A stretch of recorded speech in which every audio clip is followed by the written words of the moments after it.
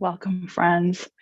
We'll get started in just a moment. I see a lot of you have put in the chat box where you're coming in from. That's lovely. Please continue to share with us. Love to hear all the different corners of this lovely planet of ours that you're in.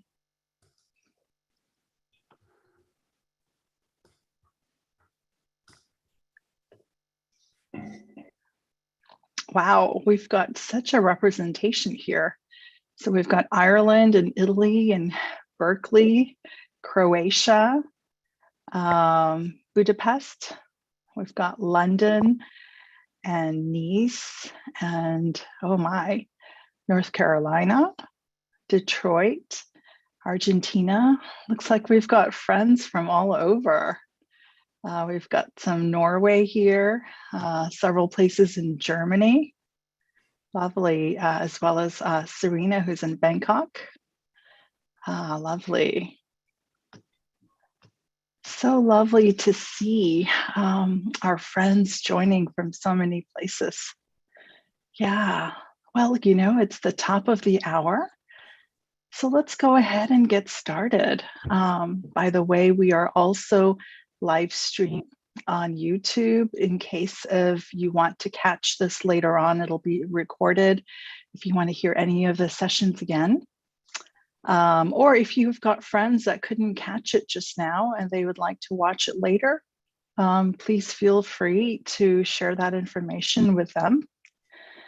So, good morning, good afternoon, good evening. My dear friends, for those of you that don't know me, I'm Layla Narcy. I'm one of the certified mindful self-compassion teachers. I'm also one of the coordinators here for the CMSC Circles of Practice public offering. Just really delighted to have you all here today. I still see in the chat box so many great sharings of around the world.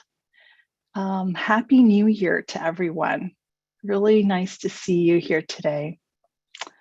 So yeah, welcome to part 2 of our mini retreat called Opening 2022 with Compassion. We had our first one on Thursday. And so this is officially with the start of 2022. And so I'm here in Sugar Land, Texas in the US. And I see, you know, people from all over, but yet it feels like a small space in this virtual community of ours, in this virtual Sangha. So how about if we start by taking a few minutes to do a little arriving meditation? So if you would, find yourself a comfortable position, whether you're sitting, lying down, standing, whatever feels right for your body. Just finding that sweet spot. And if you're comfortable, let us begin by either closing our eyes all the way or just softening the gaze into one particular spot.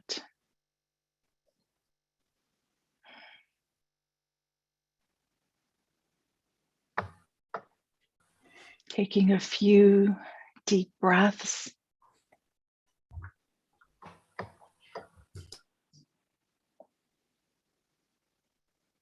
Taking a few deep breaths to really be here in this space, to really be here in this moment.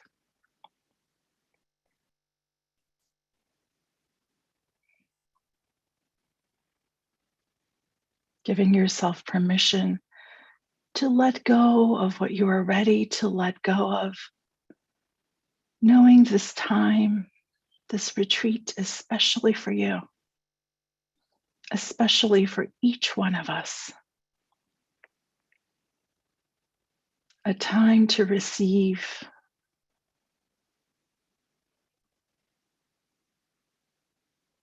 and the invitation to always remain in choice.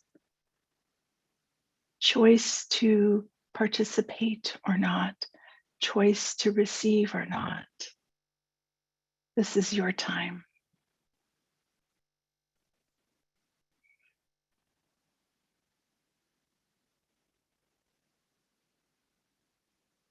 whether this is the beginning of your day, the afternoon, or the end.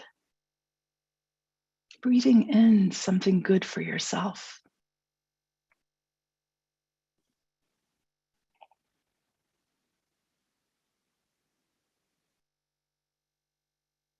Inviting yourself into this body, this breath, this very moment.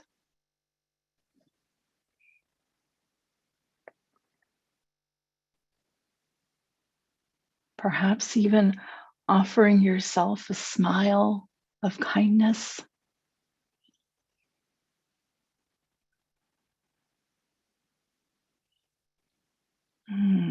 A sweet, delicious smile of kindness, of this is for me. And if it feels right, you can even put a hand on the heart or somewhere else on the body, bringing in an added quality of support, of connection.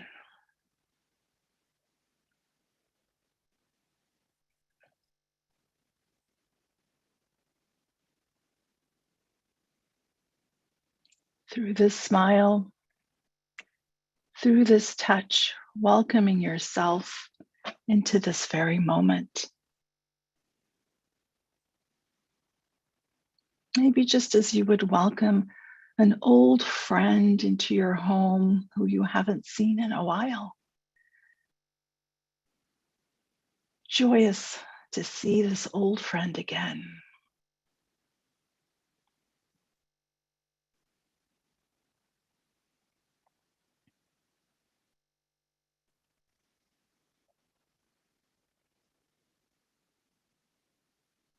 And as we sit with this breath, I'd like to share a poem with you.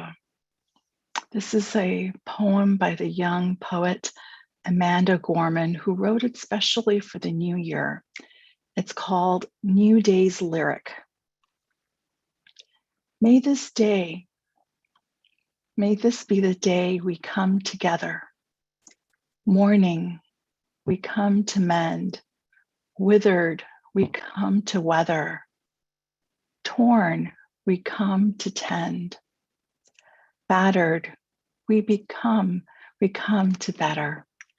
Tethered by this year of yearning, we are learning that though we weren't ready for this, we have been readied by it. We steadily vow that no matter how we are weighed down, we must always pave a way forward. This hope is our door, our portal. Even if we never get back to normal, someday we can venture beyond it, to leave the known and take the first steps.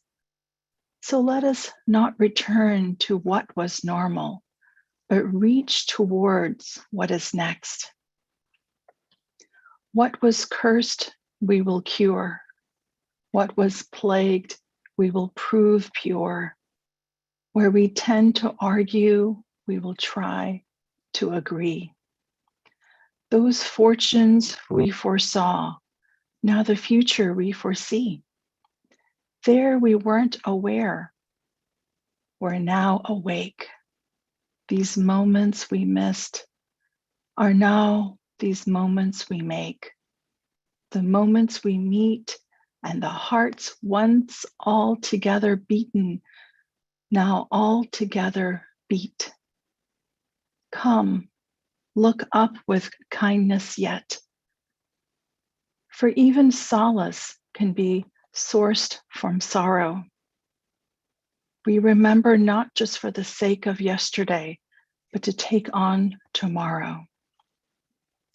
We heed the spirit in a new day's lyric. In our hearts, we hear it. For all lang syne, my dear, for all lang syne. Be bold, sang the timer this year. Be bold, sang time. For when your honor When you honor yesterday, tomorrow ye will find. Know what we fought need not be forgotten, nor for none.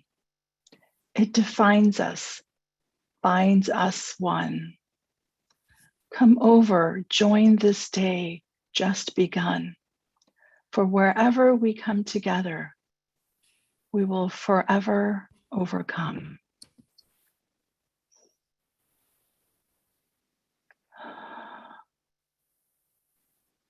So whenever you're ready, gently opening your eyes.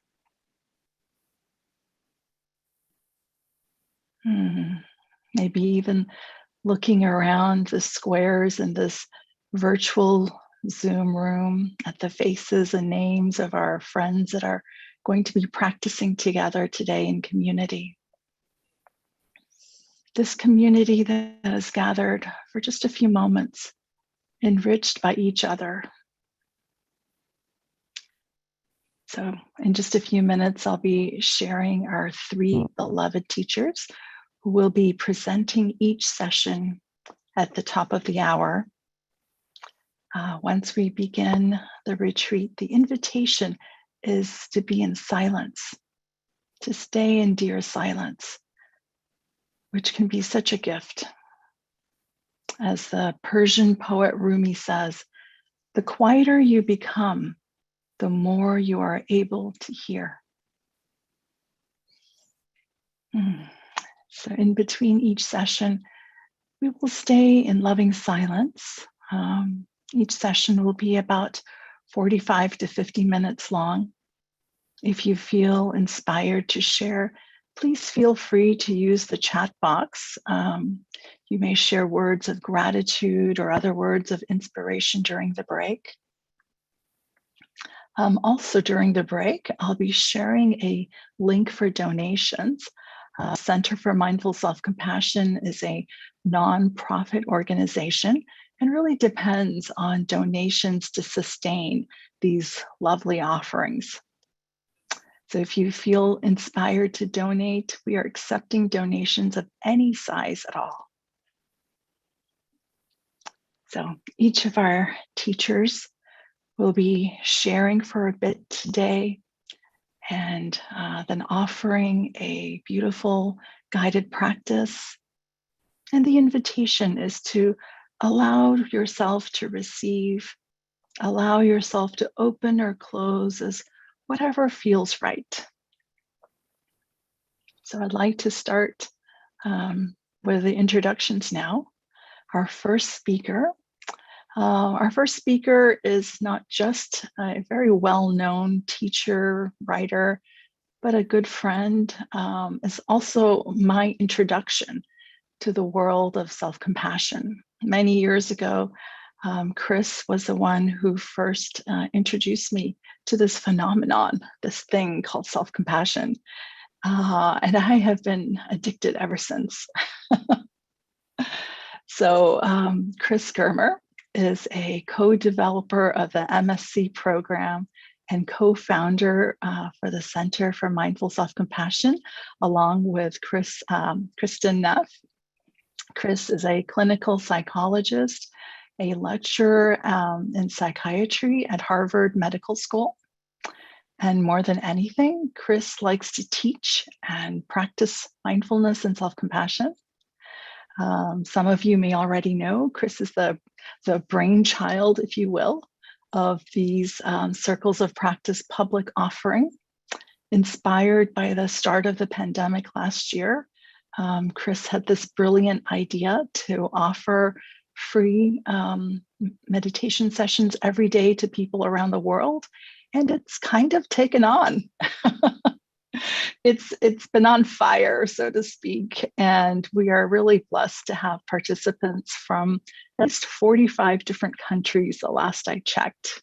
So yeah, thank you for that. And thank you to our beloved participants who join us every day. Our next speaker will be Amy Eckhart. Amy is also a dear friend and one of my past mentors too. Amy is a longtime student of mindful self-compassion and has devoted her life to sharing these practices with others through her teachings and her stewardship of an 8-month community of deepening practice. So this is where I first met Amy, is through this 8-month program. And I just can't say enough about it. It's just beautiful, beautiful. And then our last speaker today will be the wonderful Dawn McDonald. Dawn is a social worker, educator, and mindfulness teacher trainer, hailing from the center of Canada, where cold hands and warm hearts prevail. She's been on this journey of loving, connected presence for decades, and is so deeply grateful to have this opportunity to really practice in community. So Dawn wants to share a message.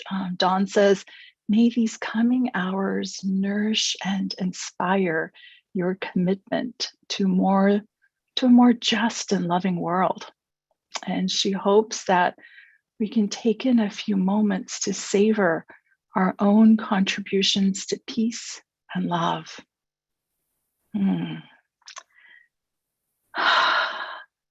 So lovely. So now, without any further goings on, I will hand over the virtual mic to beloved Chris.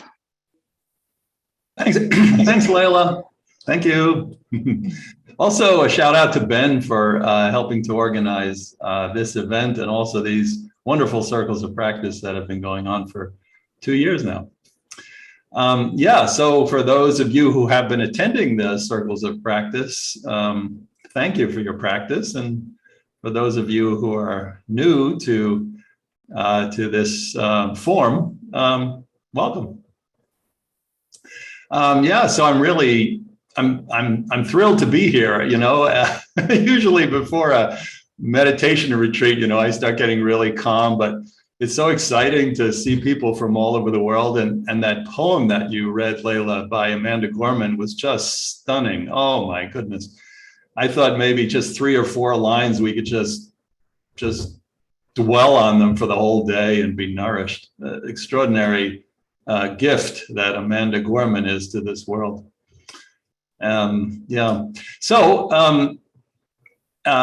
At this, what I'd like to do then in the next half hour is to touch on 2 themes of the Mindful Self-Compassion program, particularly gratitude and common humanity. Hopefully in a way that everybody gets a felt sense of these themes. And in this moment, this very moment that we're in right now, we're really extraordinarily fortunate to be able to attend this online retreat. There are many conditions that have to be in place that enable us to be here. So for example, we need to have food in our bellies so that we can focus on the task at hand. We need to have free time to meditate, which actually most people on the planet do not have. We need to see the point in cultivating ourselves as people, doing the inner work of meditation. We need to have an interest in compassion. That's an incredible gift, because compassion brings joy to ourselves and others. And as Dawn and Amanda Gorman were talking about, it heals the world. In this very moment, we need to be able to join together with people around the world, which we can do due to the wizardry of the internet. Each of us has a computer, which is an astonishing invention, right? All these conditions are coming together for this one moment. Many of you, for example, have family who right now are taking care of perhaps your kids so that you can be here and practice. And also maybe somewhere in your life you had somebody who at some time inspired you to look inward, to begin to meditate, or even now, maybe you have a teacher who's continuing to inspire you. So there are so many factors that come together to this particular moment. So what I'd like everyone to do is to just take a moment to reflect on the many conditions, on the people, on the events, on objects in your life, on personal predisposition. Take a moment to reflect on everything that had to come together in your own life to be here today.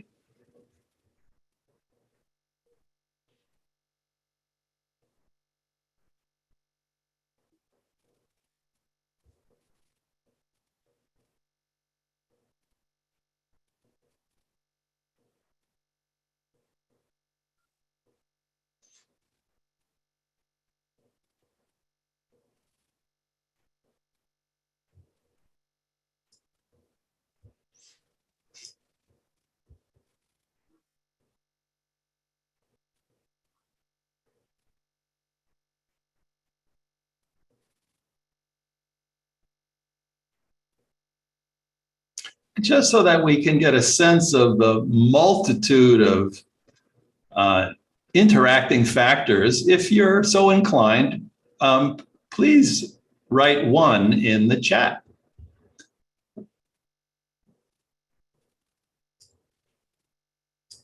Because what enabled one person to be here is actually enabling us all to be here together.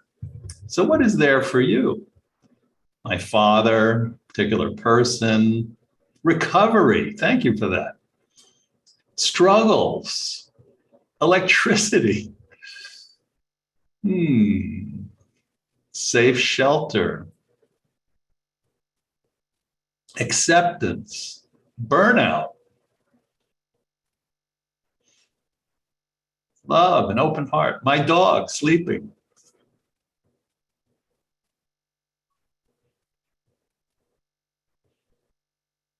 Thank you. Being bullied as a child brings me here today.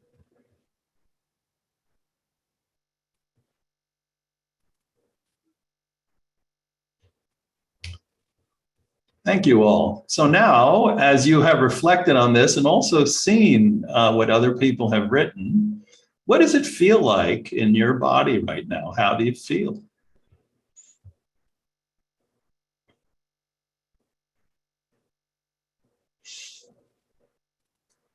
Are you more present to this moment of ours, this precious moment? Do you feel more connected, perhaps less alone? Do you see how you are a thread in this extraordinary cloth? Perhaps you feel a little warmer inside.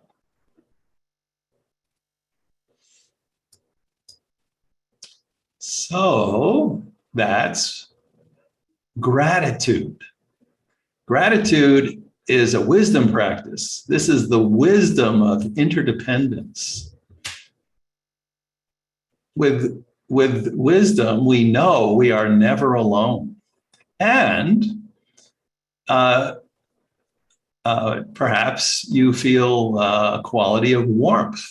And warmth is the texture of wisdom. It's the wisdom that we can feel. So now, I'd like us to take the warmth and the gratitude inside and practice meditation together. In particular, savoring the gift of breathing, which sustains us through no effort of our own, as well as paying attention to the internal caress of the breath, which is there to comfort and soothe us no matter what is going on in our lives. So let's take this quality of gratitude, awareness of interdependence and warmth, and move into meditation. So finding a comfortable position. We'll practice maybe 15 or 20 minutes.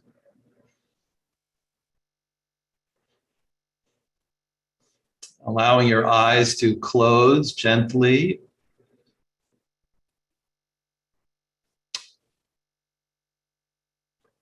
Your eyes can be fully closed or partially closed, whatever feels comfortable to you.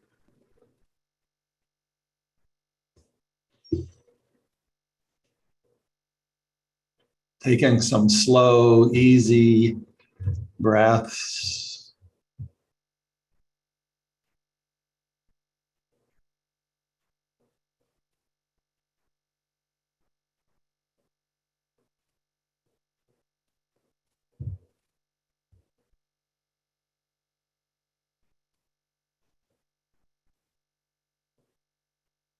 If you like, offering yourself some soothing or supportive touch as a reminder that we're bringing not only awareness, but loving awareness to our experience, the experience of breathing.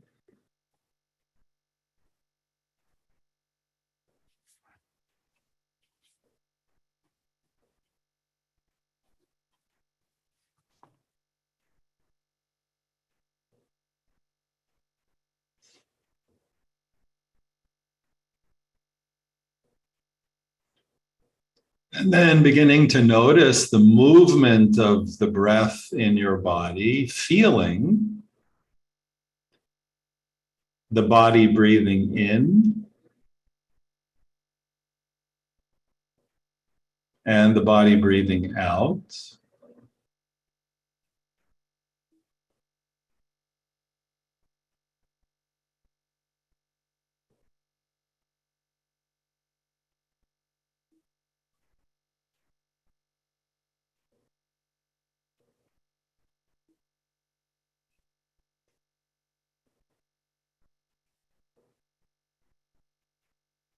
Noticing how the process of breathing occurs quite on its own.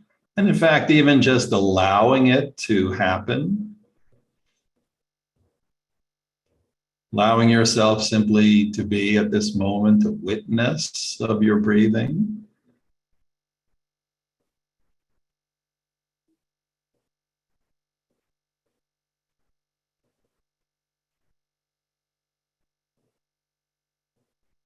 Knowing that with every in-breath, every cell in your body is saturated with oxygen.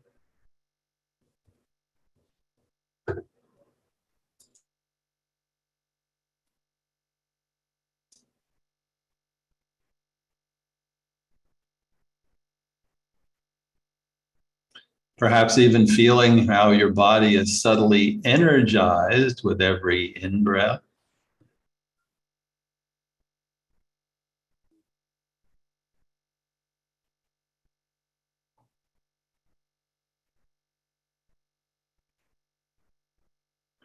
Also noticing with each out-breath how the body is subtly relaxing. That every out-breath is relaxing to the body.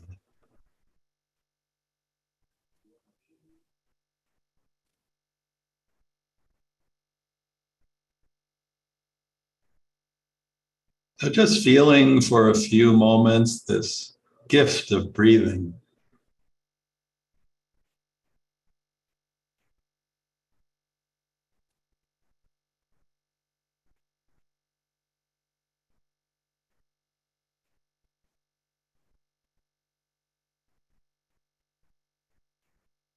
Just allowing your body to breathe you. There's nothing you need to do.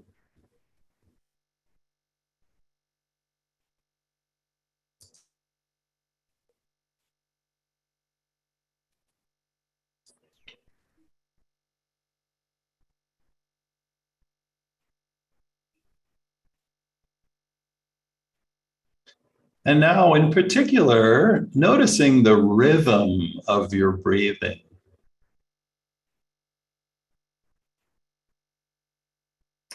Connecting with the rhythm.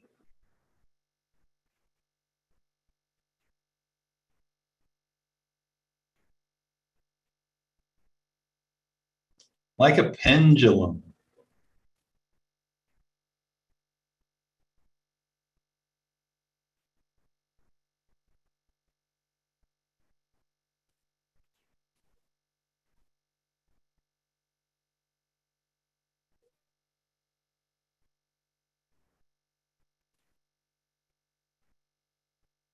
Allowing yourself to be gently rocked by the rhythm of your breathing.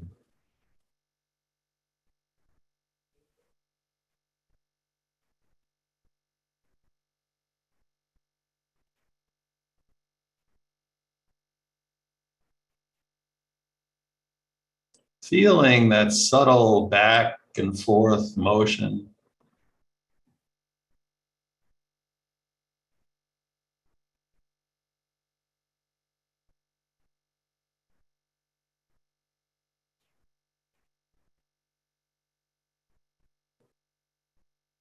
Just like the waves of the sea flowing in, flowing out.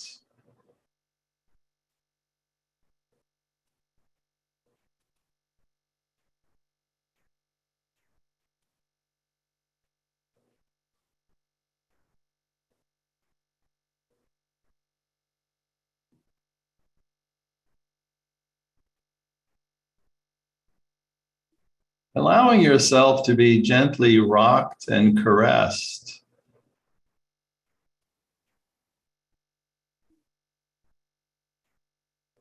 by the rhythm of your own breathing.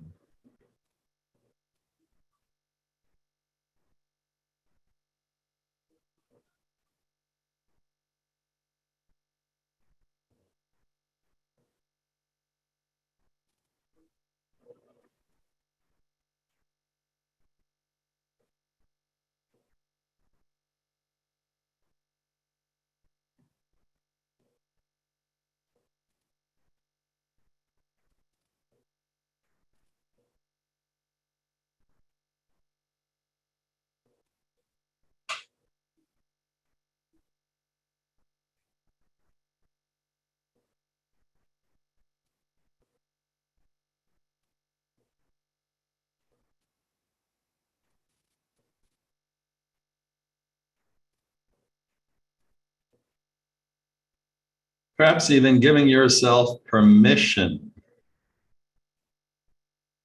simply to be rocked and caressed by your own breathing.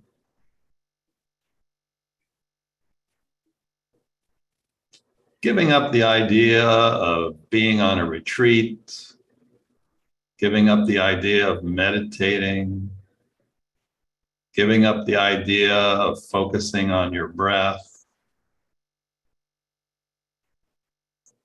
just allowing yourself in this moment to be gently rocked and caressed by your own breathing. Nothing more, just this.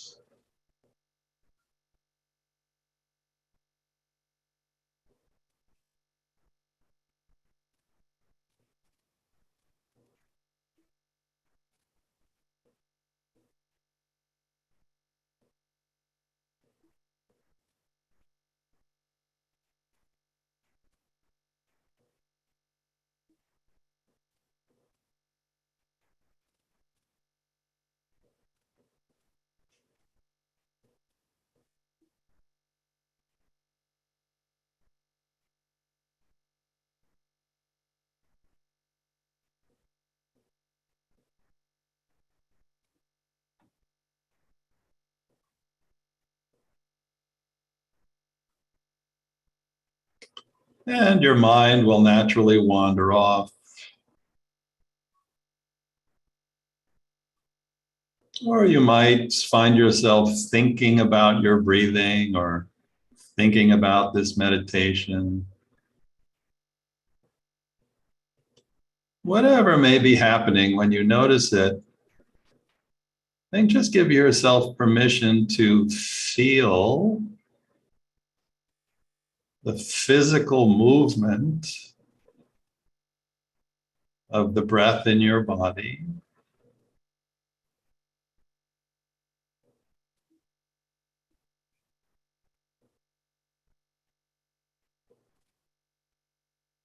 physical sensation of the rhythm of your breath.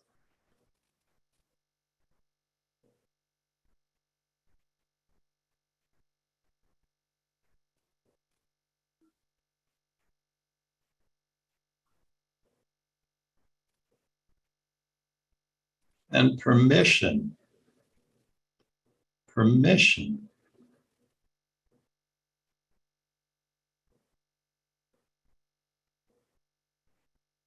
to be gently rocked and caressed by this rhythm. Nothing more.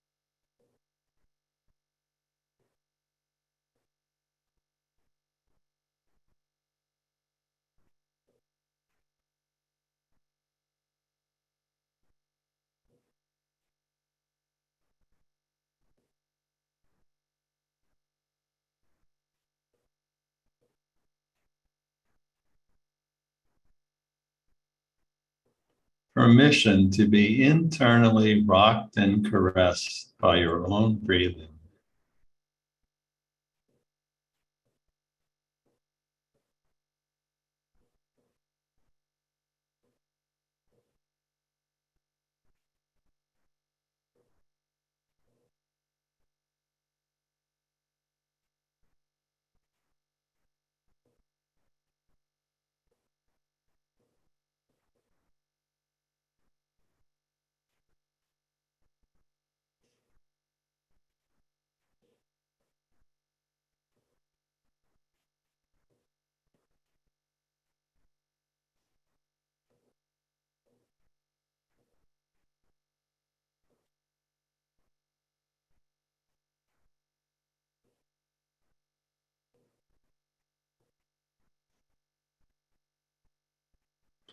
And if you like, if it feels right to you,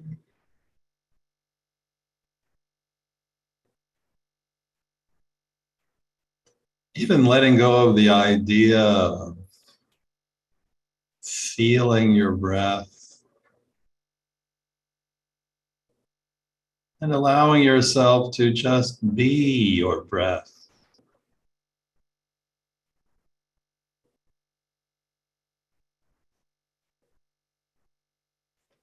Allowing yourself to be this gentle rhythm.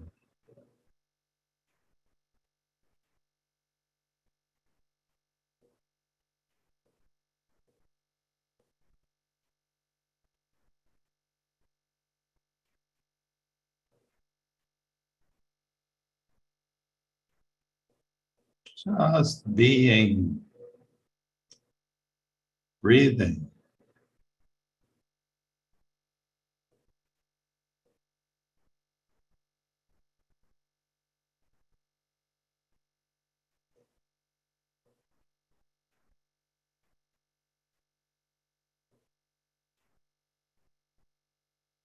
Nothing but breathing.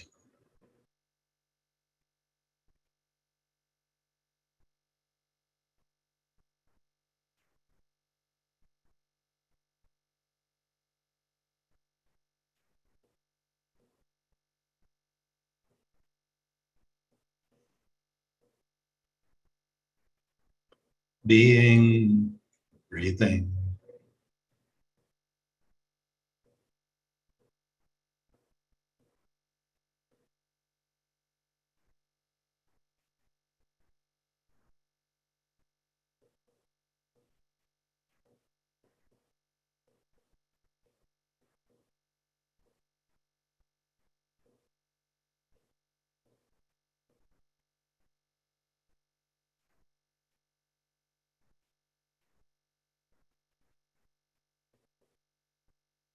Breathing.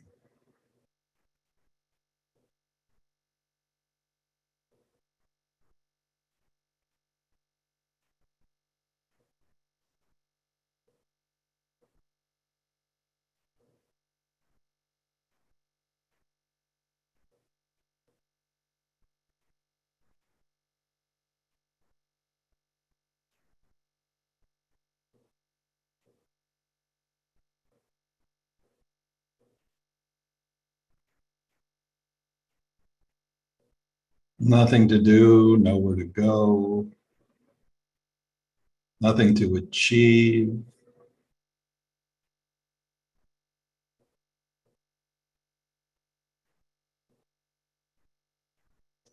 Just feeling the rhythm of your breath. And if you like, just being that rhythm. Being, breathing.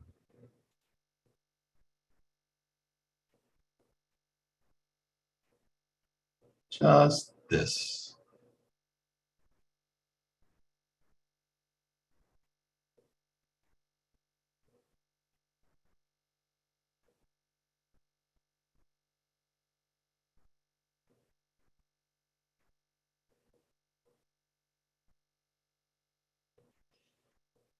And now beginning to slowly release the practice.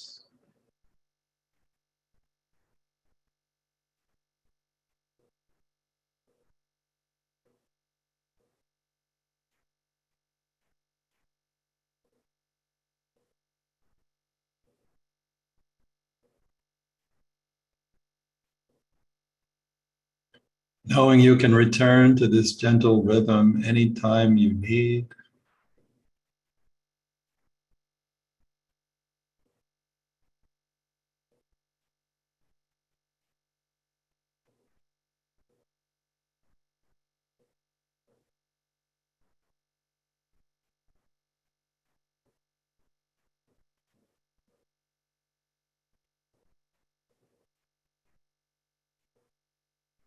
And this is meditation enough.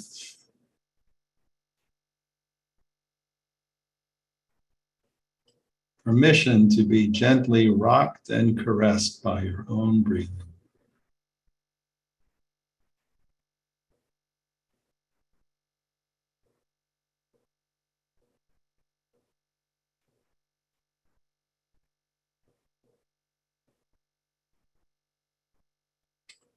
And then when you're ready, just when it feels right to you,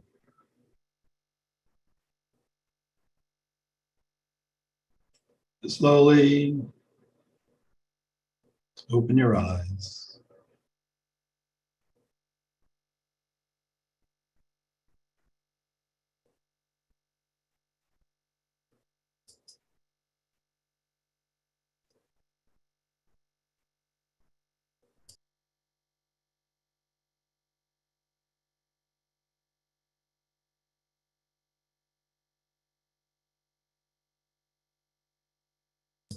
I would like to close with a quote by Joseph Campbell, the scholar of mythology and comparative religion. And I think it's particularly fitting for New Year's, reminding us that the future of the planet is inextricably connected to each and every one of us.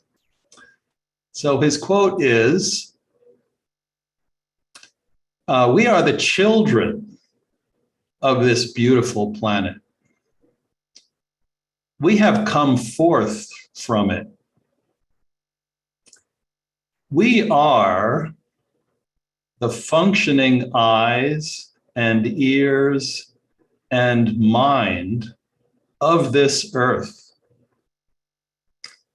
exactly as our own eyes and ears and minds are of our bodies. Our bodies are one with this earth, this beautiful oasis in the desert of infinite space. And the mathematics of that infinite space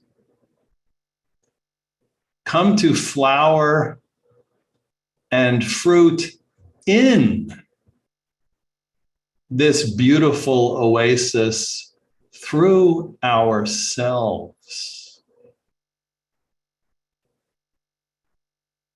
So when Kristen included common humanity as one of the three core components of self-compassion, she actually originally wanted to call it interbeing, using Thich Nhat Hanh's term, to capture something of this vision that we're not only connected to all other humans, but to the planet, that in fact we are the stuff of this planet. At the time, she thought it would be too much of a mouthful. So she used the expression common humanity. But when you hear common humanity, feel free to think interbeing.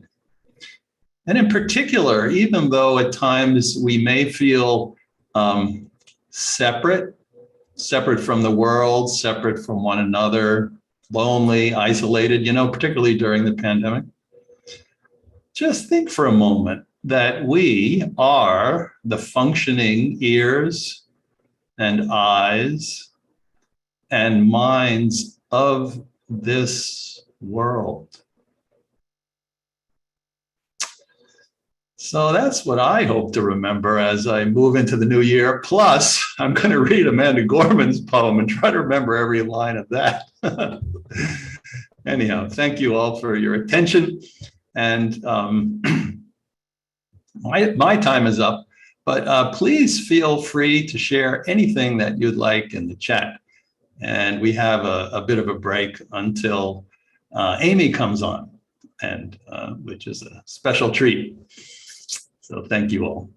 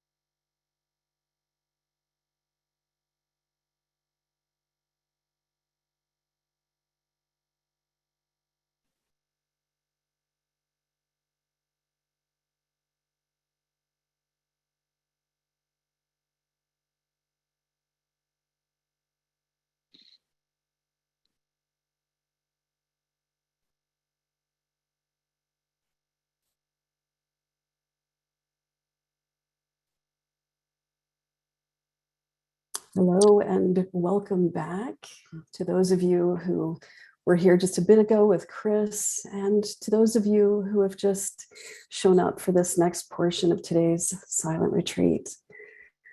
Layla, I just would like to be sure, is there anything you'd like to share before I begin? No, the floor is all yours. Okay, very good. Thank you.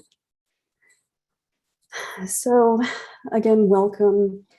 Before we move forward, I'd actually like to just pause.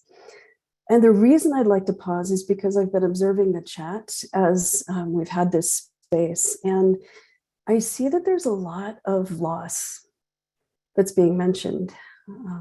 People have lost loved ones for various reasons, and I'd love to open the floor to invite in naming of these beloved beings who have been lost. And so if it feels comfortable for you, perhaps closing down the eyes, drawing your attention inward, and allowing to come to mind the face of some being who's with you today. Perhaps the loss of this being has been recently. I see that there's been a loss as recently as yesterday. Perhaps it's been a number of months, weeks, years, but who is with you? Whose heart are you holding with you? And can you allow their face to come to mind and the imprint that they've made on your heart? Can you let that blossom into its fullness just for a moment in honor of this one and in honor of your relationship with this one?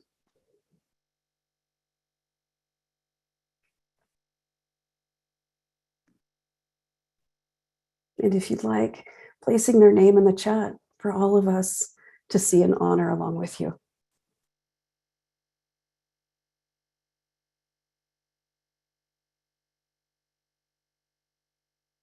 Alan, Hashim, Sean, and Julie, Hershey, Kay, Anna, Jeff, Will, Martin, Faye, you are with us. Viska, you are with us. Steve, you are with us. Fawn, Virginia, Mustafa, Alice, Rosemary, Buster, you are all with us. Tim, you are with us. Kate's mom and dad, you're with us. Bonnie, we see you, we honor you. Ada and Glenn, we honor you. Len. Hiroe's father, Boyd, Bill's mom, Diho, Esteve, Ruth, Zvi, Shalomit. I beg your forgiveness for pronouncing your name incorrectly, but your heart is with us. Jeffrey, you are with us. Robert is with us. Yes, Felice, we are not alone. We are not alone. Petra is with us. Deborah, Maggie, Virginia, Pete, Kenta, Jackie, Joyce, Desmond, Maggie, Lane. Noticing what it is within you to recognize the connection we have in loss, right? Many, many ways of connecting, but this one is powerful. What does it feel like within you to see that you are not alone? To know this viscerally. Chloe, Esbieta, Kathy, Jazz, Fikret, Susan's dad, Sally and Kenji, Paola, Pia, Maria Pia, Joanne.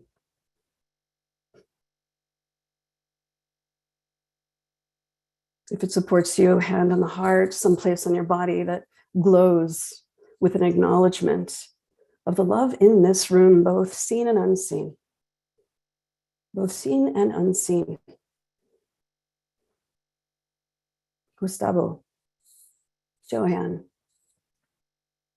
Dolonat, Godpa, Carol, Harold,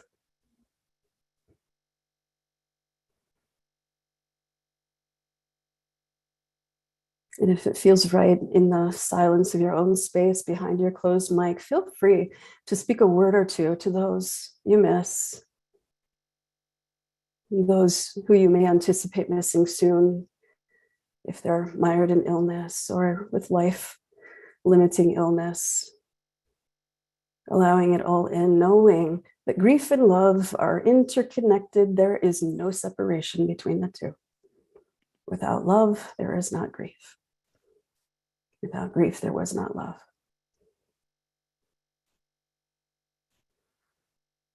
Marcia's mom, Sunny, Felix, Beth with an exclamation mark, Beth,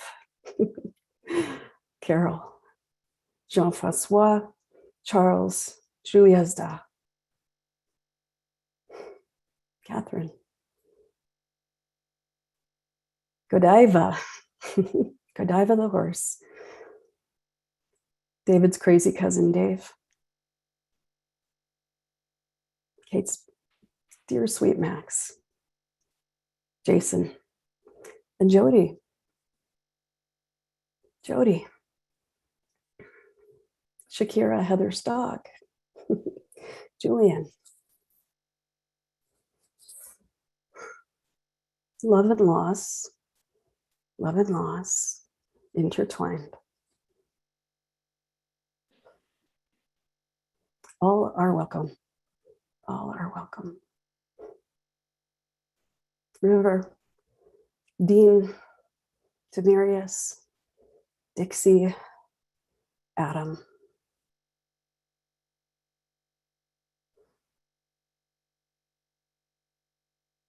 Kath. And so if you have not already, perhaps taking a look around the room, and if you're able to scroll through the screens, the many screens, looking amongst the faces of those who are here.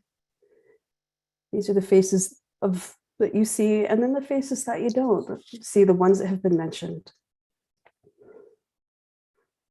Knowing that among all that we share, love and loss is an important part of that. And so we honor that. We honor that.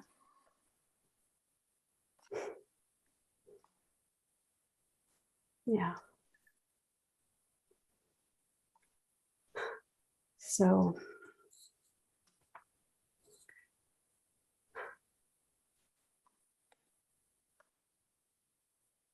always making space for the truth in the room, even if it's a deviation from the plan. And so we've had 9 minutes to simply acknowledge and to dwell in the love that we hold, both spoken and unspoken. There's courage in loving, right? There's courage in loving because we know that at some point that love may have to shift and we may have to find a new way to love.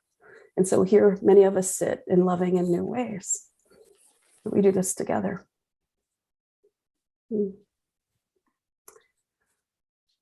And so, thank you. Thanks to each and every one of you for your presence, for your commitment to this path of cultivating self-compassion in your life. Thank you for taking the time out of your day, making the space to let this be important, because it is not just for your own well-being, but for the well-being of those in your life, the people whom you encounter. Your sisters, your brothers, your coworkers, your children, your husbands, wives, partners, pets. This is important. What you do matters. That you cultivate this matters. Get that. Get that.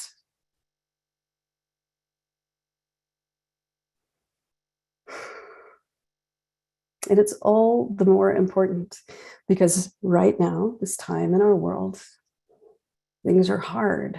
Things are uniquely hard, I might say. We are entering into the 3rd year of a pandemic, one that none of us were ready for. Many of us are simply doing what we can to find our way.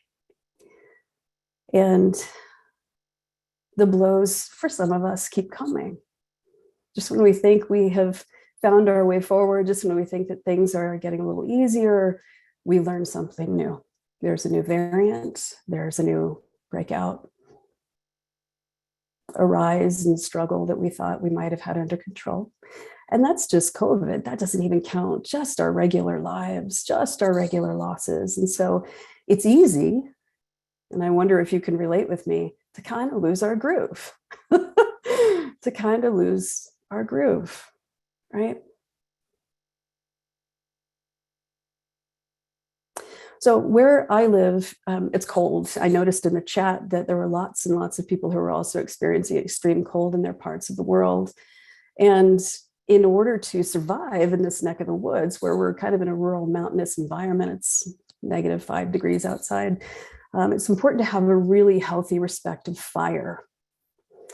And it's essential. There's really no way to survive without it. And I didn't really know how to make a fire when I moved here 6 months ago. Do you all know how to make a fire? Do you guys? Okay, I didn't. I didn't. So I had to learn, and I'm learning. I might actually say I'm learning. And my husband, Aaron, he knows fire and he knows this land. So he's been very earnestly trying to teach me. And while I resist on the surface, I'm actually listening and I'm learning how to build a fire. And there's really an art. There's an art to it, a necessary art to it. And once that baby's built, you have to keep returning to it over and over again to keep it going, to keep it warm and smoldering and strong. And this is how we nourish our family. This is how we keep us safe and well. And so the same goes for this human experience of ours. We need that inner fire to help us survive and thrive, especially at times like now. When stress is high, when worry is high, when instability is high, oftentimes our self-compassion practice falls to the wayside too. So that makes it even more difficult, makes our mindful awareness all the more important for reinviting our self-compassionate experience with ourselves. So harsh conditions can make this all the more difficult. And so if we've allowed our practice to drift a little bit, those things that sustain us, if we've allowed them to fall away, first of all, understandable, because a lot of us are working in survival in a sense, in a very real sense. But when that happens, again, we lose touch with that innate life-giving inner fire that has a real power to lift us up. And so I wonder if in this moment you can even consider, what does your inner fire feel like? What does it feel like? When you care about something, when you're applying yourself to something, when you're taking wise action in the world for yourself or for someone else, what does that feel like? And that's what I'd like to really get us in touch with today, the importance of that somatic quality, because it fuels us through our lives. And it's so easy to let go of. And yet we also need to temper this fire with restorative quality and with a restorative quality of rest and care.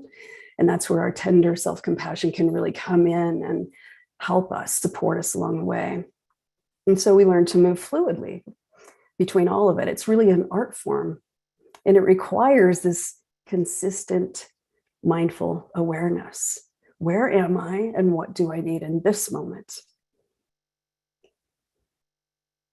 So self-compassion supports us along the way, and it keeps us from burning out. It's important. And so in the interest of preparing us for what else may be asked of us in this coming year, I'd really like to help us reacquaint ourselves with our innate courage, our innate vitality, which can kind of feel like fire sometimes.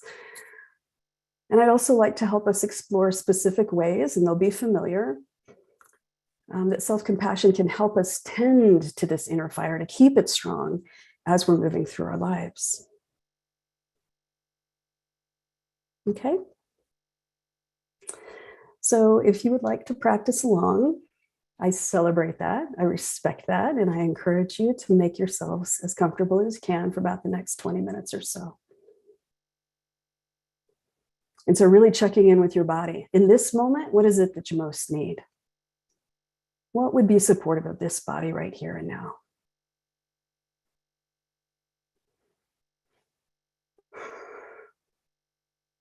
If it's cold in your space, you might want a blanket or a cozy shawl, extra pair of socks.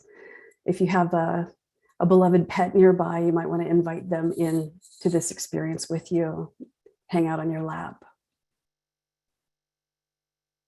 Inviting in all the support that you need or want.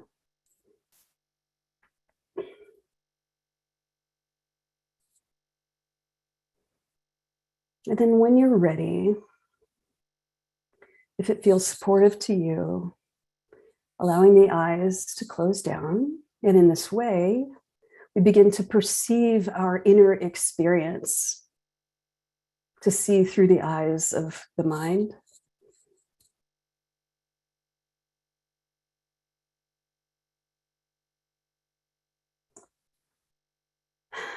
And then creating a cradle with your breath. Chris so beautifully walked us through that. And so in this moment, looking for 4 deep, full, life-giving breaths, inhaling completely and allowing the lungs to fill to their fullest, and then exhaling it out, all out, knowing that there's always more oxygen to breathe in. So on your own, 4 deep breaths.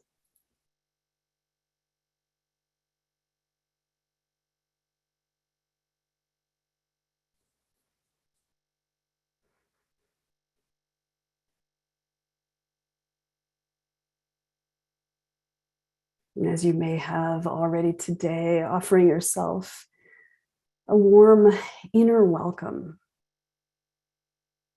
in your own unique way. Maybe it's an inner smile, maybe it's some words. Oh, hon, I'm so glad to see you, or I haven't seen you in a while. So glad you're here.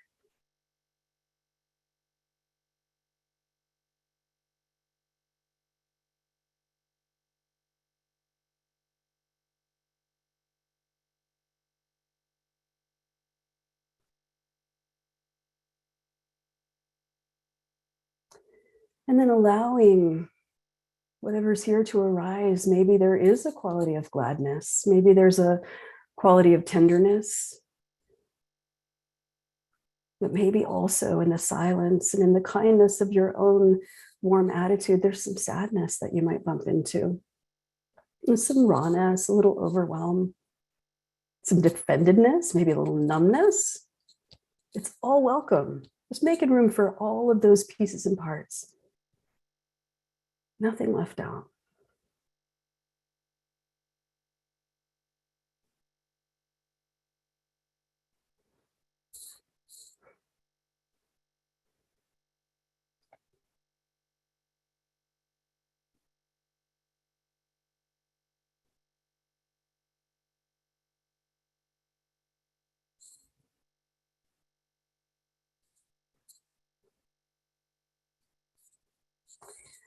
You may wish to tune into the reliable pull of gravity on your body. Perhaps drawing your awareness to where your body makes connection with the seat under you, soles of your feet on the ground.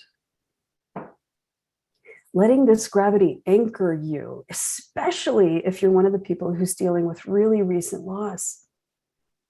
It is courageous simply to be here, especially as you sit in grief, if that's what you're holding today. Letting gravity be the reliable source, the cradle in which you sit back.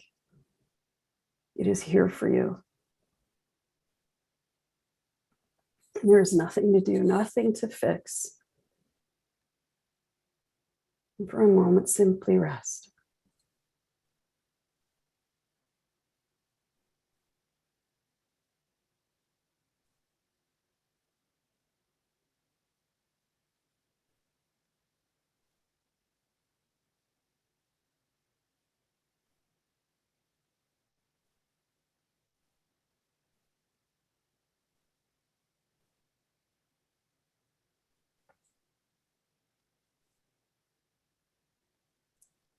Simply rest.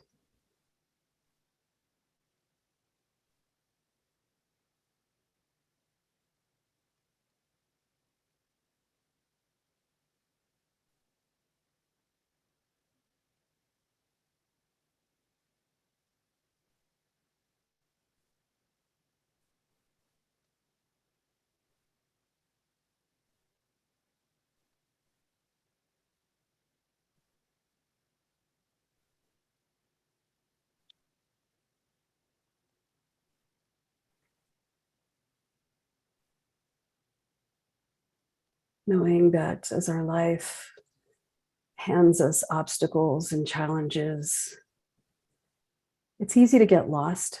And so, in a sense, we're endlessly forgetting our courage and also remembering ourselves back to it again. Remembering and forgetting, remembering and forgetting, losing and rediscovering our confidence, our capacity.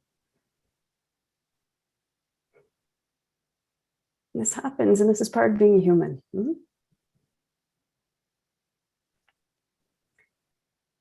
So I invite you to call to mind a time in your life when you took some courageous, wise action in the face of something that perhaps scared you, but it needed to be done.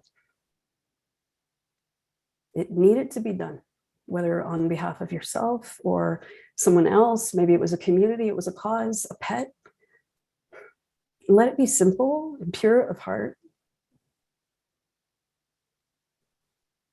This is something you cared about enough to take a stand for, to get uncomfortable for.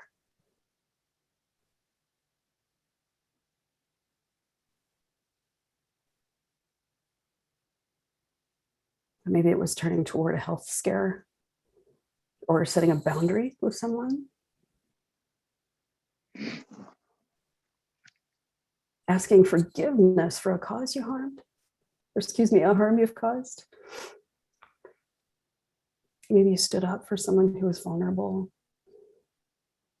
or you out loud, you named a system of oppression, knowing that you're a part of that system. And maybe, just maybe, it was getting out of bed. It was getting out of bed on a particular hard day. What was it for you?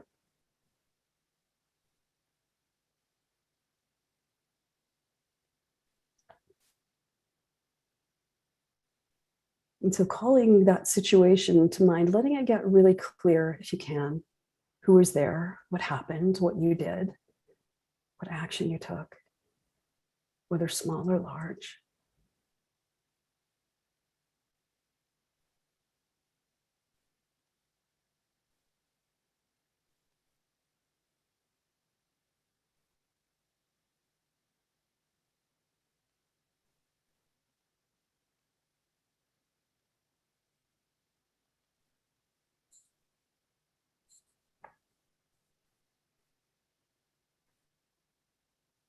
The beginnings of some sensation in your body. What is it? What does it feel like somatically to stand in your courage, to be fueled by your own inner fire, this fire that never dies?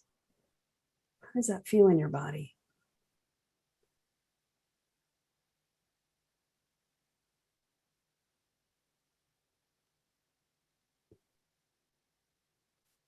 You might even consider within yourself a micro movement.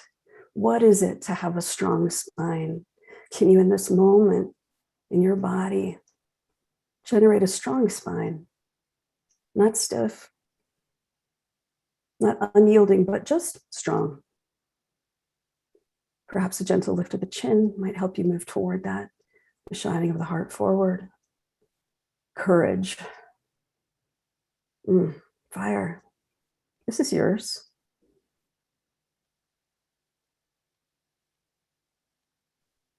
What does it feel like in your chest to stand in courage?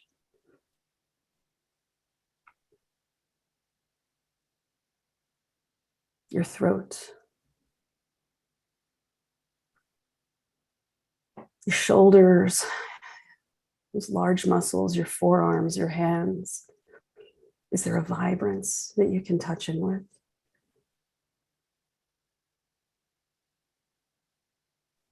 What about the fronts of your legs? Strong, strong legs. The backs of your legs, your calves, your feet, which anchor you solidly to the ground when you're standing in courage. And again, that heart space, the beginning and the end, the origin and the reason for standing in courage. How does that feel somatically? Memorize this.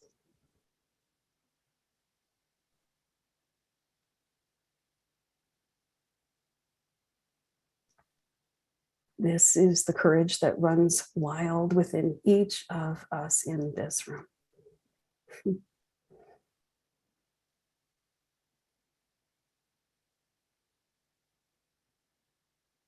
so soaking in it, basking in it, knowing it intimately.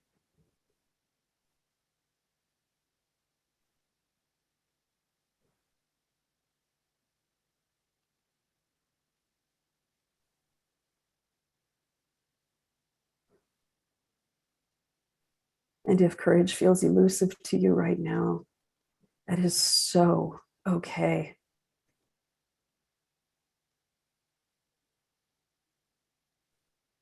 Can you trust that courage is here even if you can't feel it in the moment? Capacity is right here.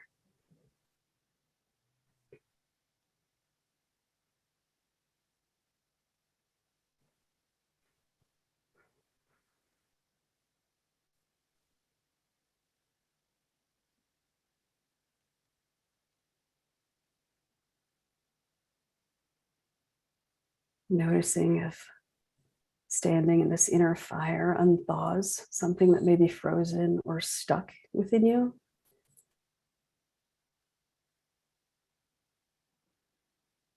And just resting in this, letting it energize you, letting it remind you of your agency.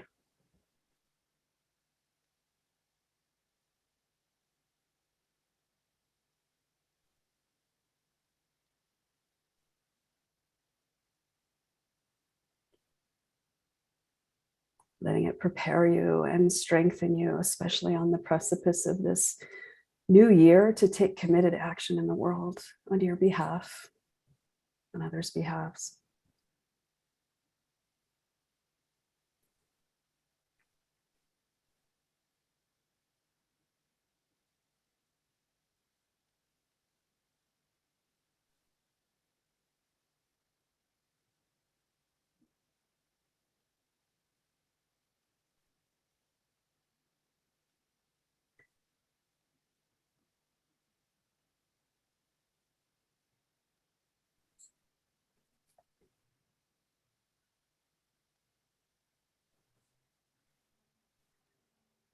When acting in the world, we have to remember again and again and again, though, to make our way back to rest, to care. This is not just a kindness to ourselves, but it's infinitely practical, infinitely necessary.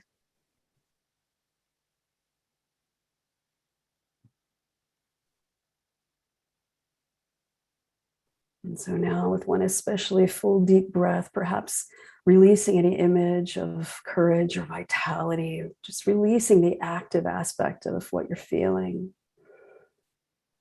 And exhaling back into this present space where we'll begin to turn inward toward tenderness, toward tenderness. Resting now in a softened belly, a softened front. Letting breath breathe you back into a space of ease.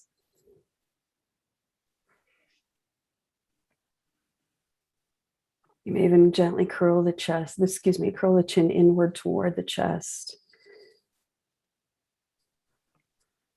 What does it feel to curl into yourself, into a warm little space, a space of kindness you create for yourself?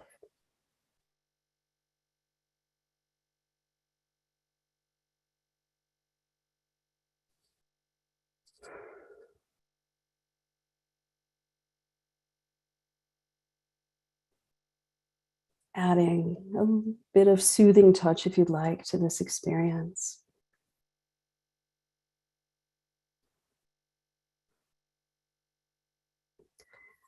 If soothing touch is in your practice, can you let it feel new in this moment? Perhaps trying a new gesture. Maybe you can place a hand on the forehead, a hand on the back of the neck, and we can even just rest here. And if this is new to you and you've never tried this, can you open with some curiosity to our response to our own loving touch?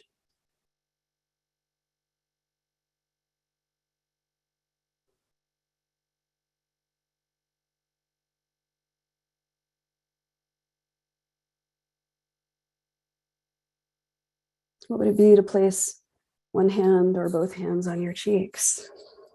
Oh, and just rest in that. Oh, you may find your breath to begin to slow down naturally. The softness of your belly, softness of your chest.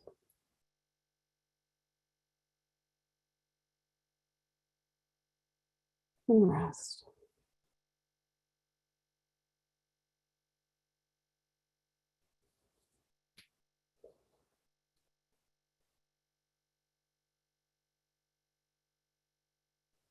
Noticing what happens inside when you offer yourself and receive both. This sort of touch.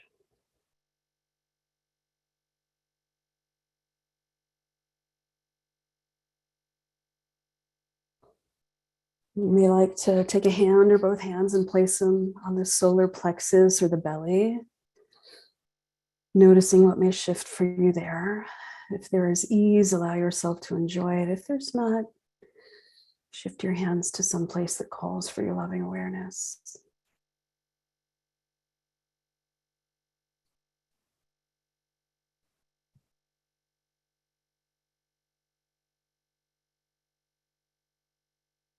Letting the breath hold you here.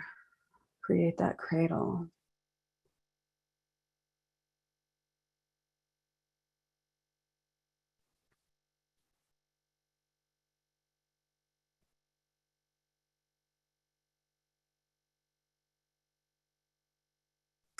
You may like to try giving yourself a hug, wrapping your hands around your shoulders if that feels supportive for you. Hugging yourself in the same way you would hug a beloved dear friend.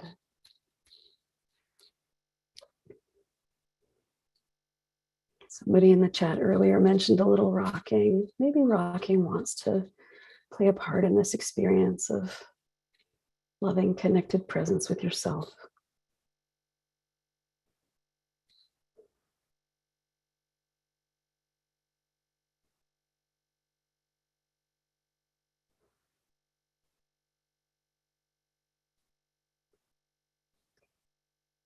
And finally, just deciding which of the various hand gestures we've played with you might like to rest in. What nourishes you most in this moment? And go there.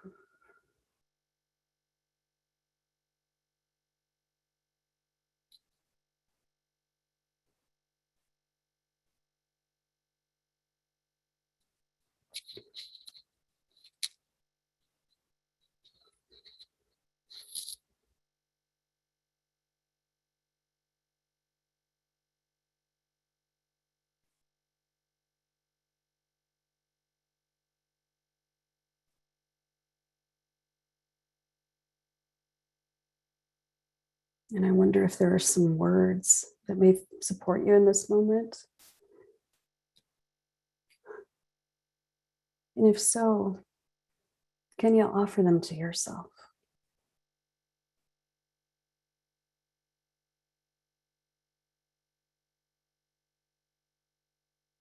Perhaps it's something like, may I believe in myself. May I honor my limits. May I trust my own strength. Or may I love myself just as I am. What is it for you?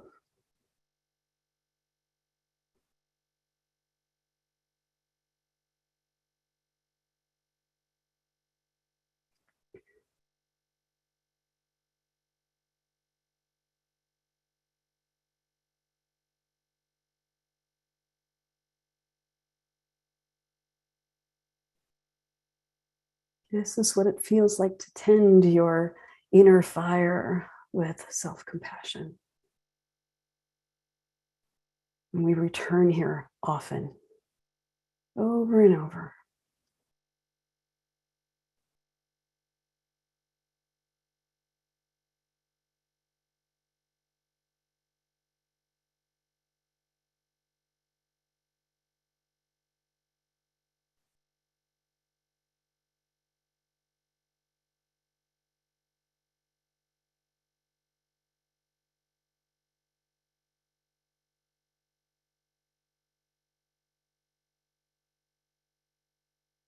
Knowing that in this place, we can hold whatever pain is here to bear, just as we would support a dear one who's having a hard time. Here we can rest and we can restore for whatever may come next.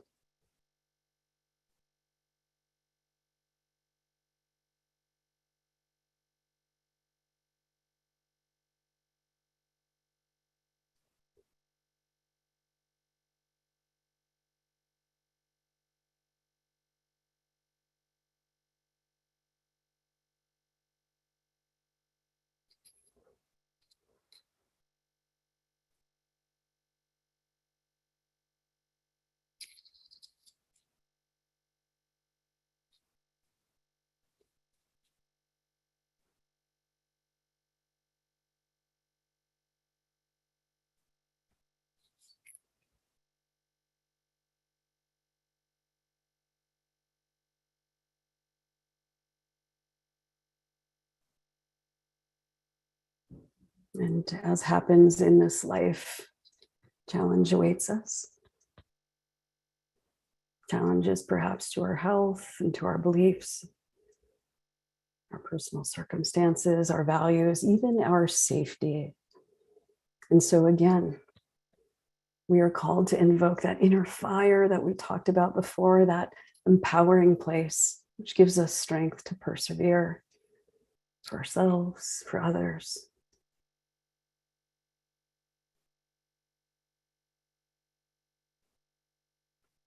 And so for one moment more, deep breath on the exhale, perhaps releasing for a moment that quality of tenderness and returning to the strong spine. This strong spine of yours, that which carries you through the world when things get a little tough or a lot tough. Slight uplift of the chin if that supports you, and remembering, leading with the heart, leading with the heart.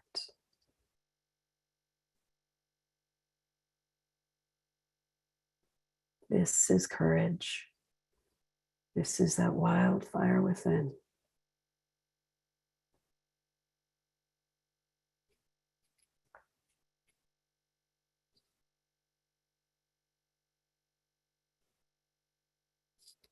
This is a resource and it is here within you always.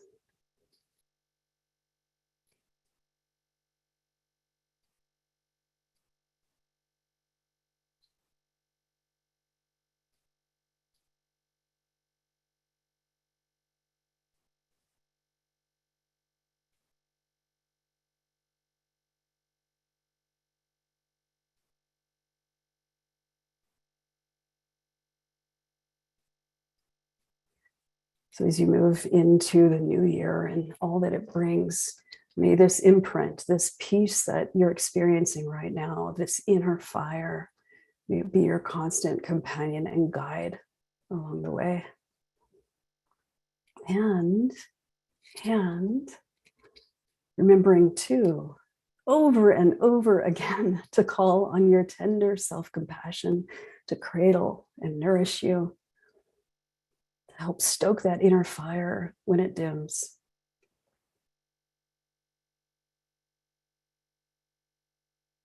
Remembering who you are and all that you are capable of in a world that needs, invites, begs for your wise, active participation.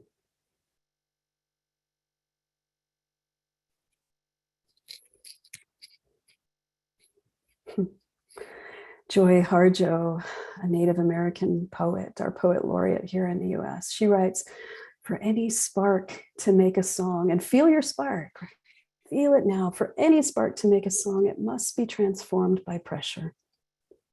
There must be unspeakable need, muscle of belief, and wild, unknowable elements.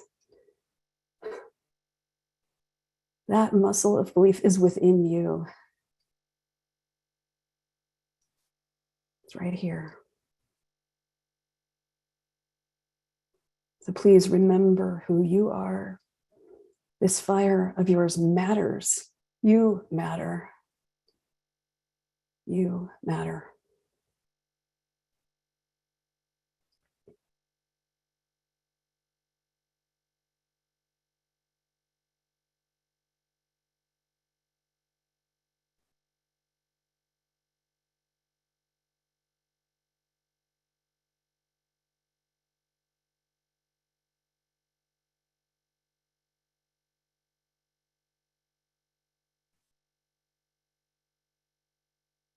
And so for another minute or so, just allowing yourself to rest in whatever way feels most supportive to you right here and now.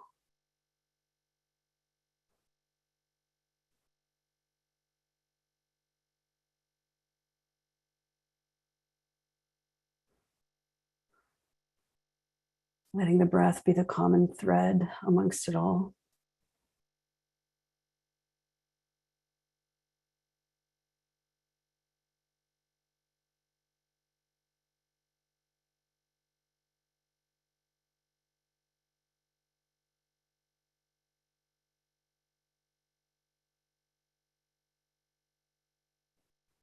And allowing to arise a word or two, an idea, a thought, something you want to remember about what arose for you during this practice. And can you let it imprint itself on you? Let it be important. Let it guide you.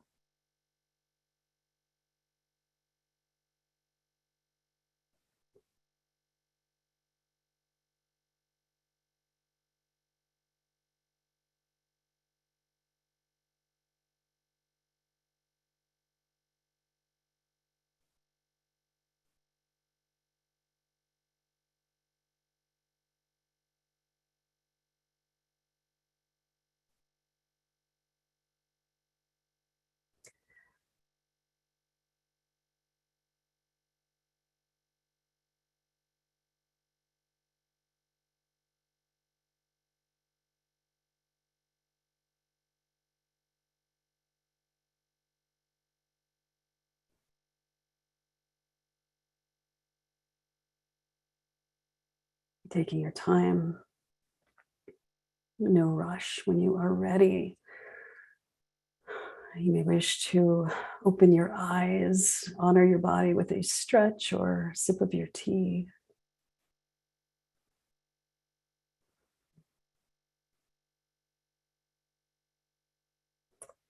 And if there's a note or two you might like to make in your journal or piece of paper, feel free to do that, especially if there are any strong messages that you'd like to carry forward into the new year.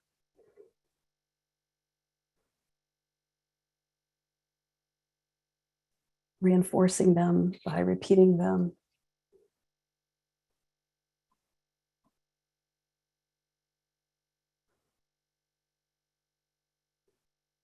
And if you'd like to share in the chat anything that came up for you, feel free to do that. It's so good to hear everyone's wisdom. It's just so much in this room, experience.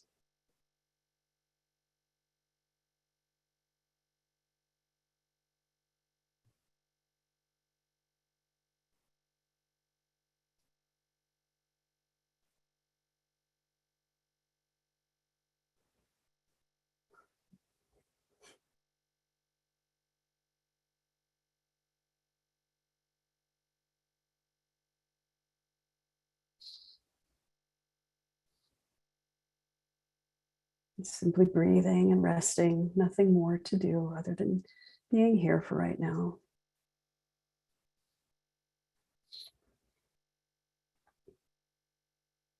if you'd like, reading the chat for yourself, noticing any resonance that may be present.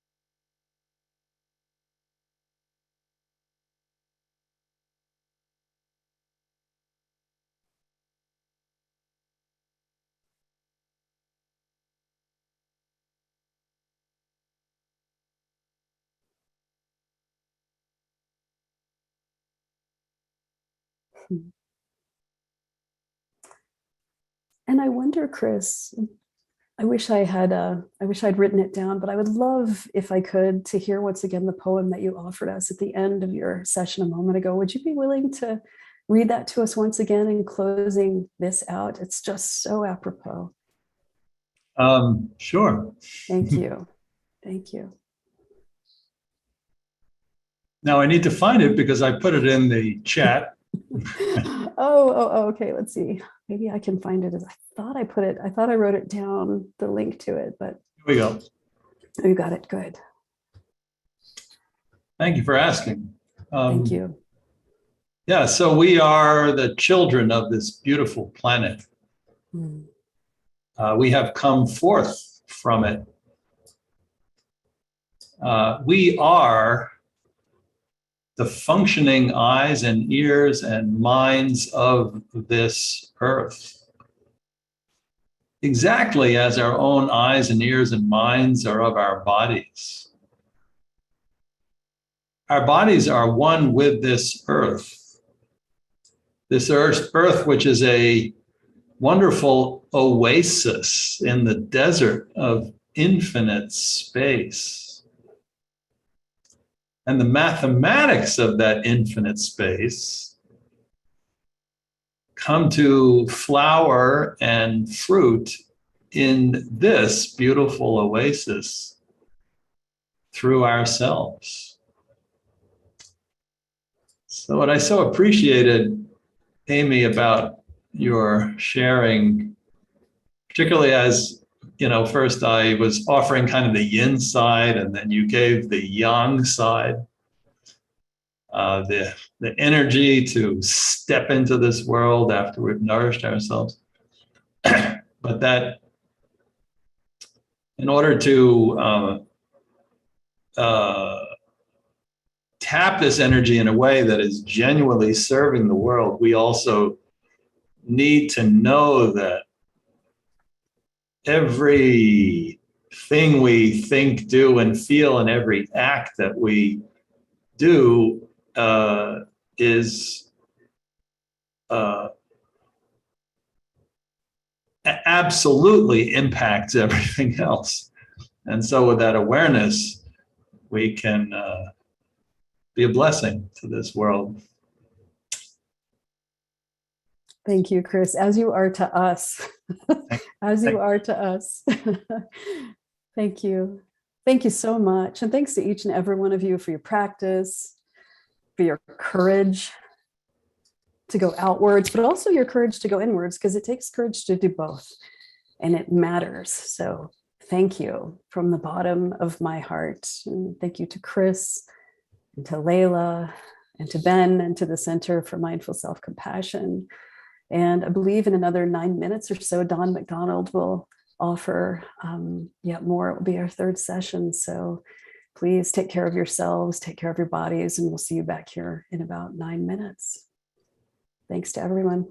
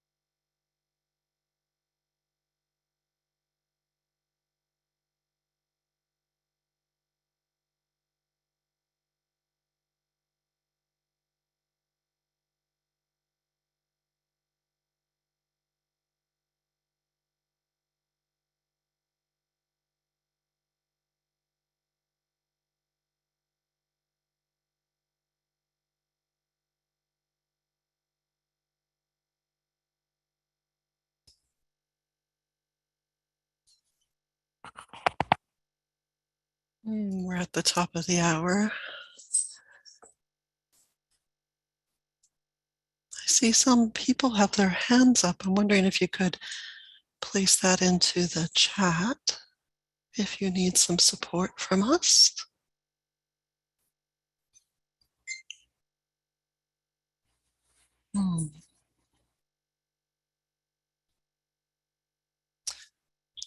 Wow. What a morning already as we move towards a more just and equitable world.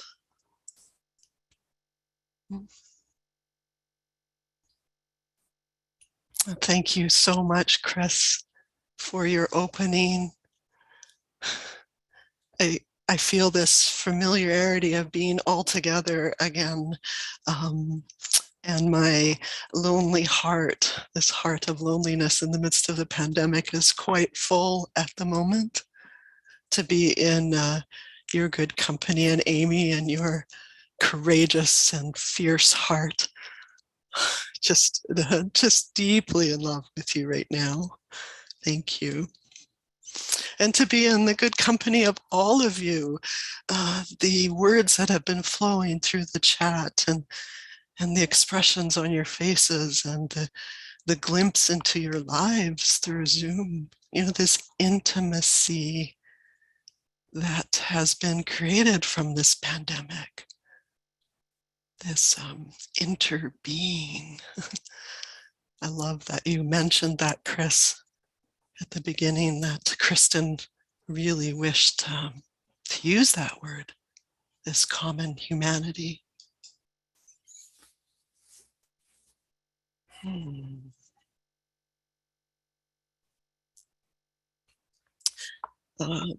Amy, you really stoked my fire. So much so that I actually stepped out on my deck at minus 26 degrees Celsius here in Manitoba to be greeted by the sun dogs. I don't know if you know of this phenomenon that happens here in places where it's very, very cold. But the crystals of ice that are in the sky, when the sun shines through them, there's this beautiful prism, this beautiful rainbow of light that shows up. One of the blessings of experiencing the struggle of being cold.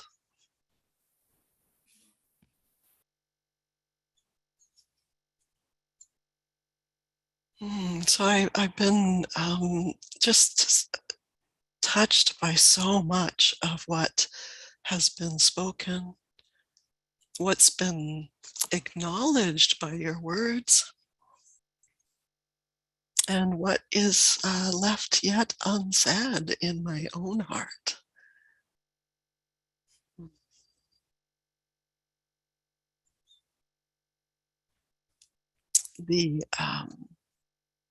There's a phrase that keeps coming up in my mind this morning. It comes from a poem called Anti-Lamentation by Dorian Lau.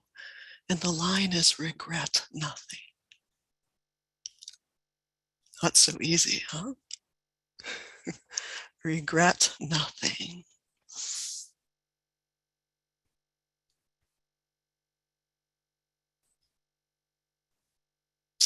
So much of the last number of months, I've been living in some deep regrets. The kind of regrets that have been formed through the pressures that Amy talked about and through the words of Joseph Campbell.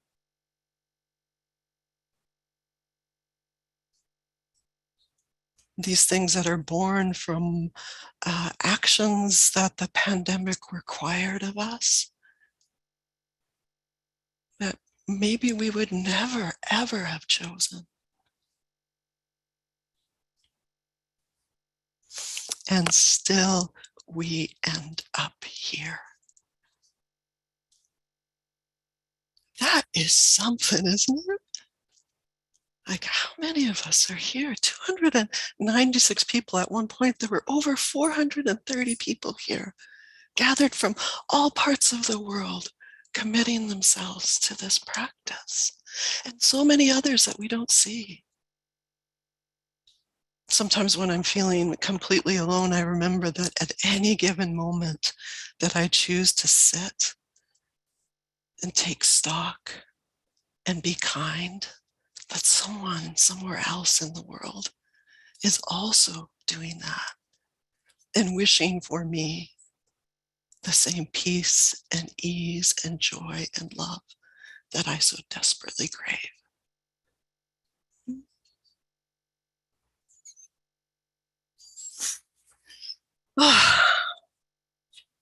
So I had chosen a little bit of prose to share with you.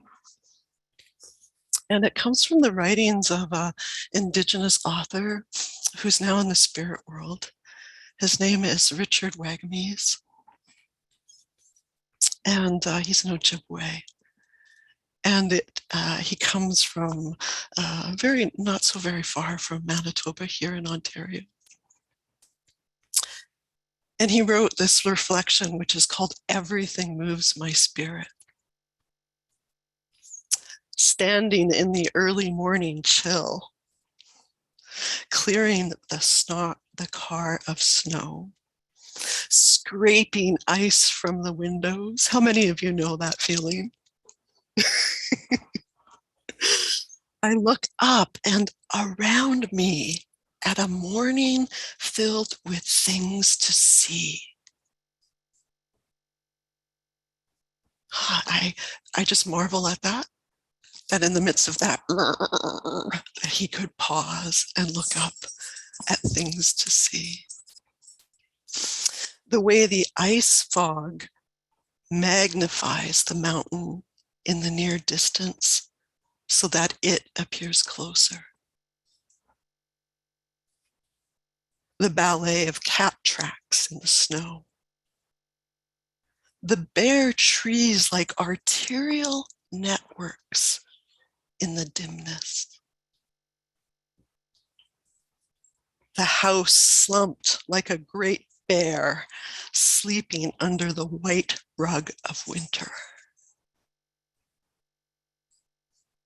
It occurs to me that the secret of fully being here, walking the skin of this planet, is to learn to see things as though I were looking at them for the first time or the last. Nothing is too small then, too mundane, too unusual, too usual. Everything is wonder. Everything is wonder. Everything is magical. And everything moves my spirit.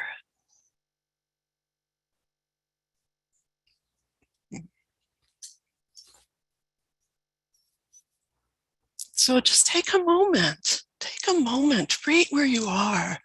Maybe open your eyes to the right. Open them to the left. Open them above you, below you, behind you. My children used to say I had eyes in the back of my head. What brings you wonder? What brings you wonder?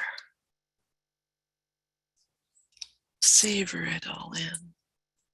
And maybe enter just some simple thing into the chat.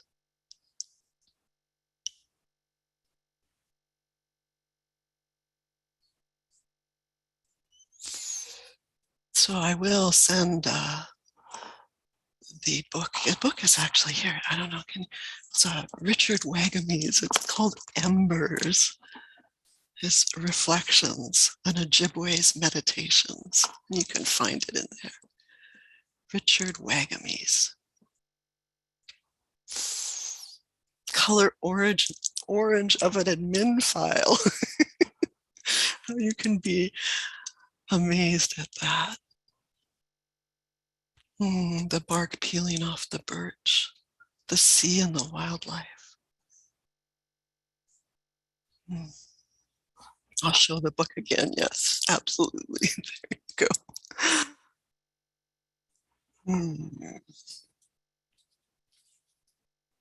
Oh, paintings of your mom, kindness of others, flying sky visitors, the sun on my back, even in the cold. Oh, I love that.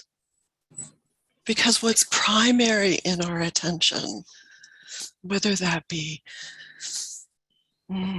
painful or joyous, is not all that there is.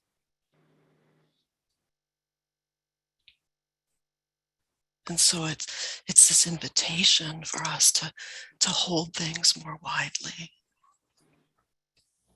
to hold things more widely. I love, Amy, that you invited us into some somatics and just like hold things more widely. Feel.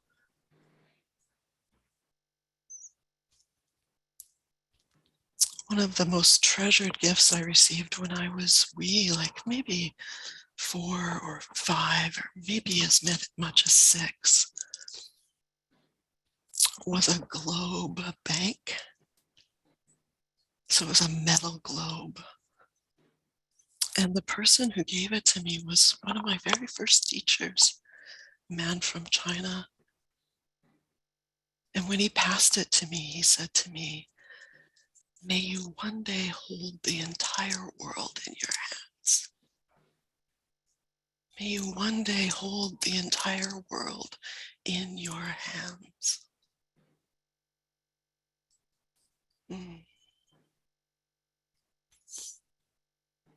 In front of me on the desk, you can't see it, of course, because that would be hard.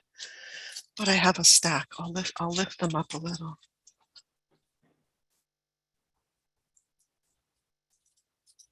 I have a stack of wishes that have been waiting for a moment just like this. Inspired by Chris, I've often asked participants at the end of our MSC sessions to write their aspirational wishes for themselves and the world on little sheets of paper.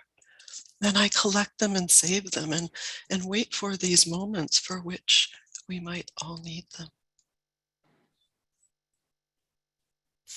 So I'm going to invite us actually into compassion for ourselves and others meditation.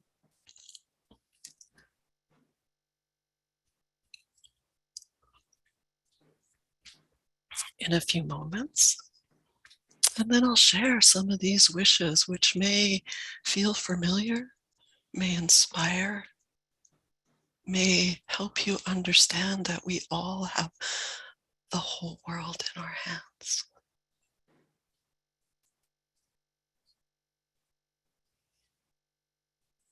So check in right now and give yourself permission to adopt that posture which supports you most fully in exploring this beautiful practice of wishing kindness and joy for ourselves and others.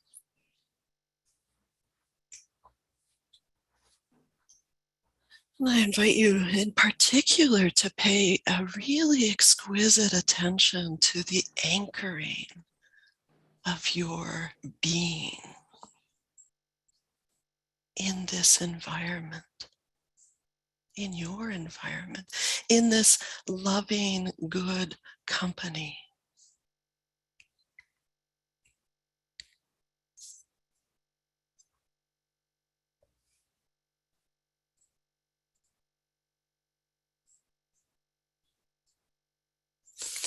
And from this point of contact with the environment you're supported by, also allowing yourself to feel the intrinsic elevation of your spirit.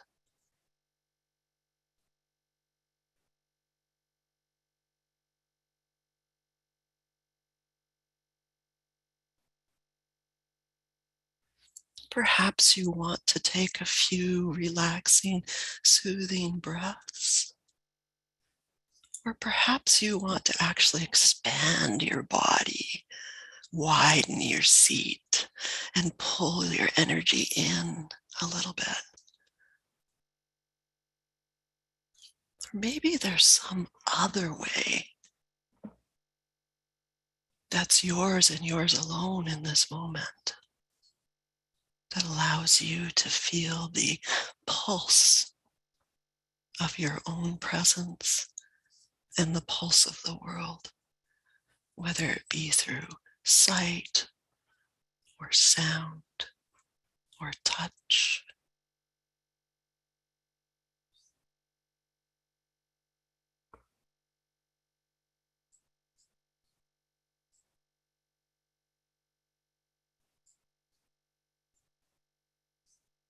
It's really allowing yourself to feel into the aliveness of being human in this moment.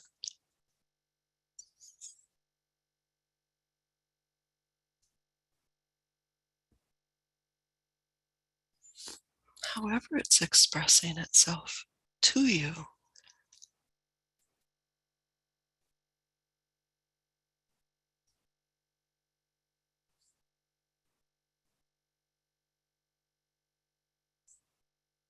I'm feeling the warmth of my tea in my hands.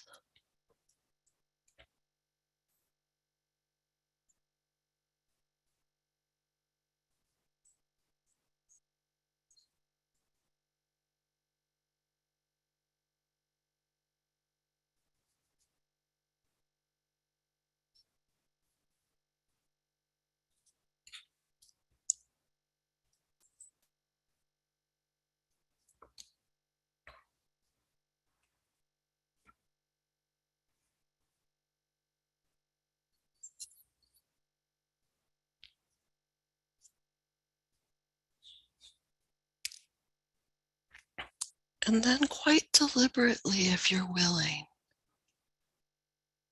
offering yourself some kindness.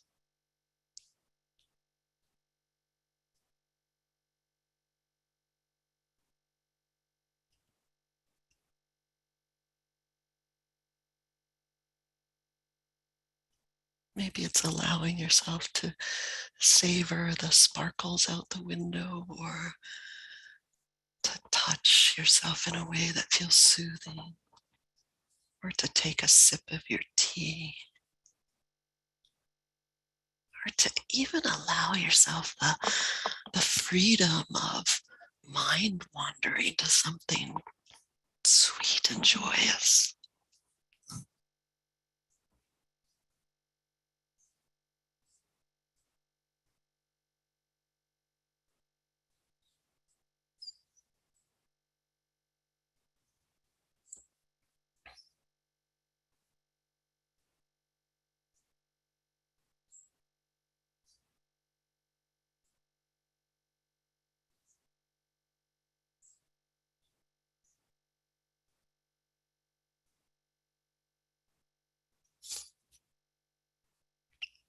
Don't be surprised if something not so sweet shows up, because our mind learns by opposites.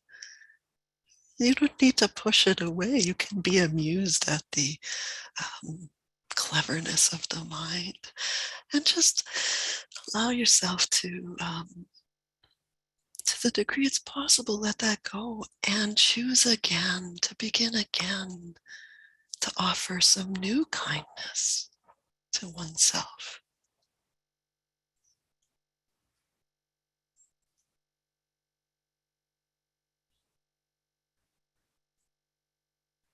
Maybe you want to reinforce this feeling of kindness, however small, with some words like, "Oh, this is delicious,"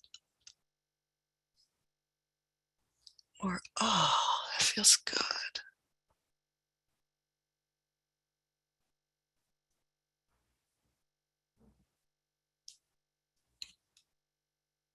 May I know this kind of happiness.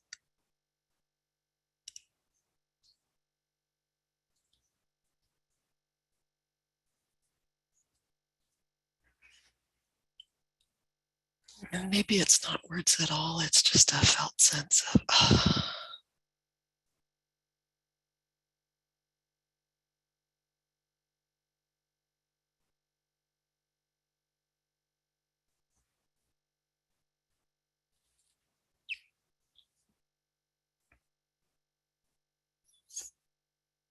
And you can stay right here in this practice of savoring whatever is coming to you, of deliberately seeing, feeling, tasting some kind of kindness.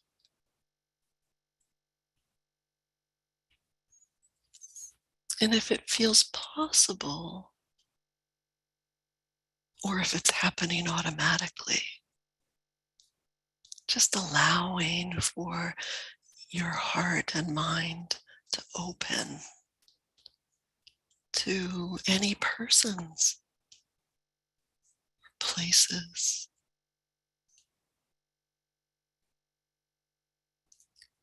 that might be visiting your mind's eye, your heart in this moment.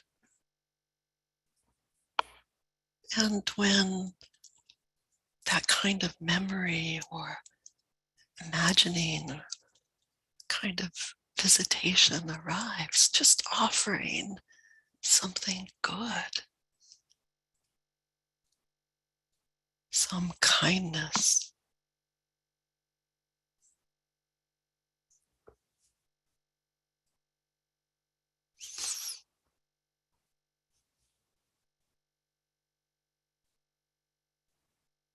Attaching some words or a, a felt sense to this wish for something good.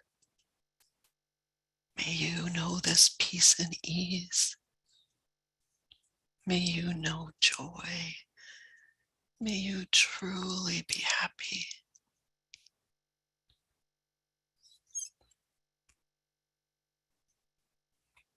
And staying with this experience for as long as it serves.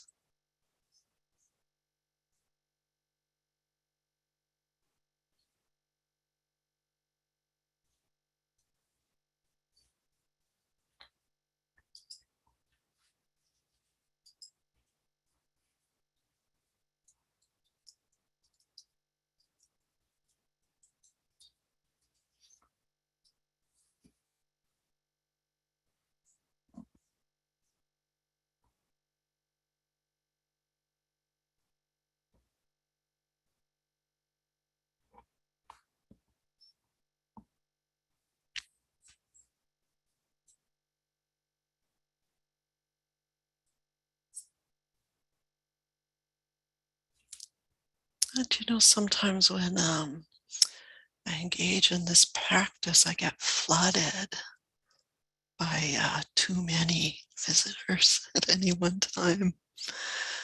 So if that may be happening with you, it might be useful to just reestablish the connection to your environment, to place your feet back on the floor, to widen your sits bones, to elevate the heart just slightly, to let the chin drop into the heart. Or to just stop altogether and make your grocery list or sing your favorite song.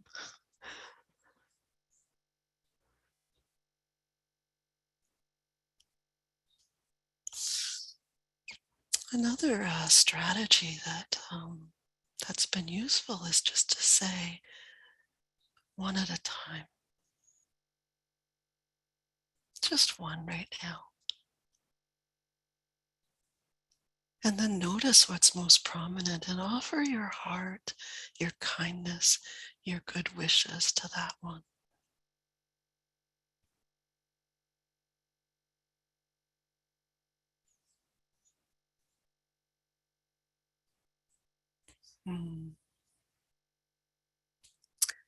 May you experience the sparkle of snow.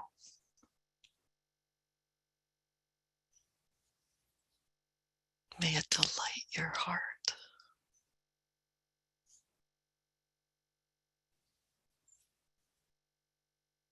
Allowing yourself to find the words and wishes and heartfelt sentiments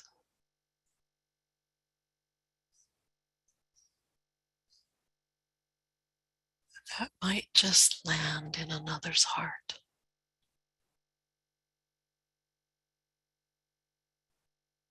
That might open up the whole world to another.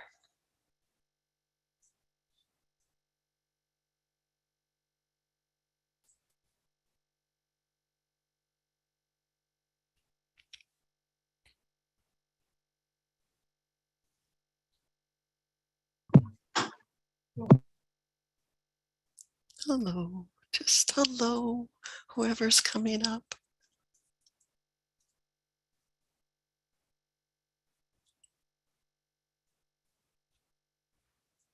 And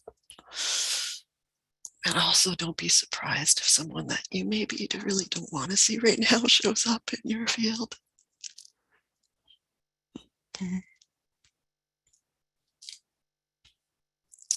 And we don't have to engage in that moment. You might experiment with like keeping them at a safe distance, offering some element of kindness. But the kindest thing you might do, which is something I had to learn so intimately this year, was actually to turn away. To turn away from that which is hurting your heart. And to come back to offering yourself this tenderness, this joy, this warmth, this fierceness. To pulling in the strength from this community.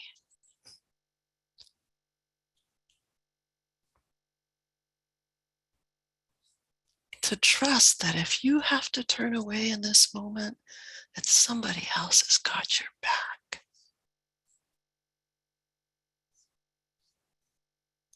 Because we don't have to do this alone.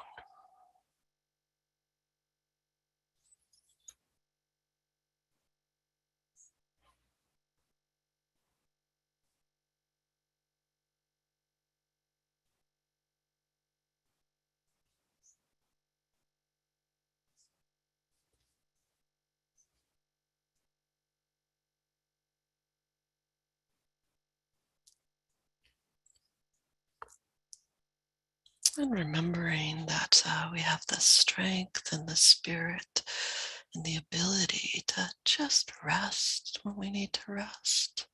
So if at any time my words are taking you down a rabbit hole,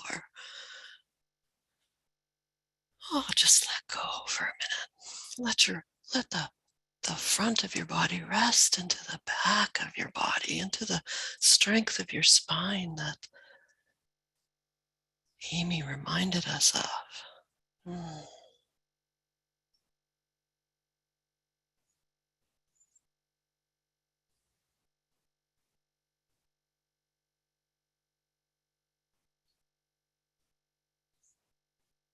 And then when you're ready, just go back to visiting and offering compassion and kindness in words and phrases and gentle expressions.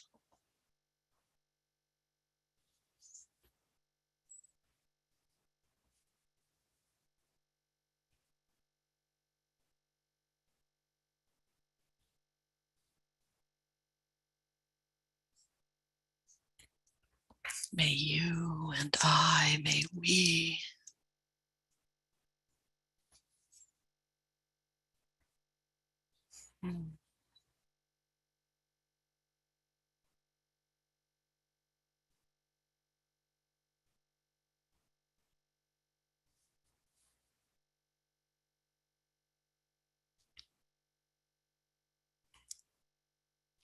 giving yourself to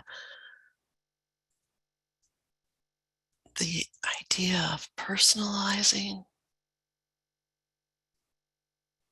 or generalizing.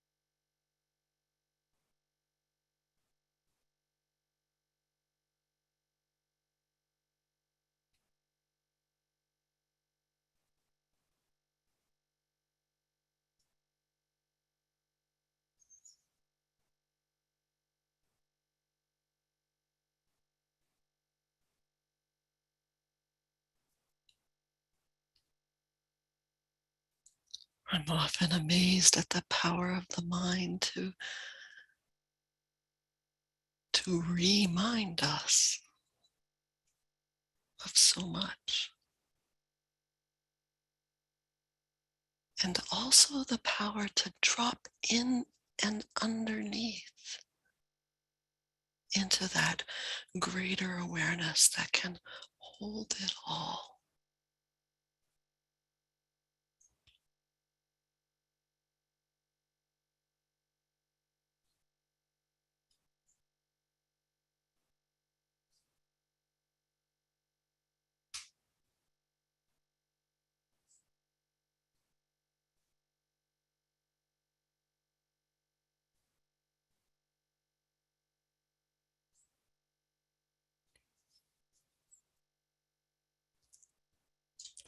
Just going to begin to offer some of these wishes in front of me.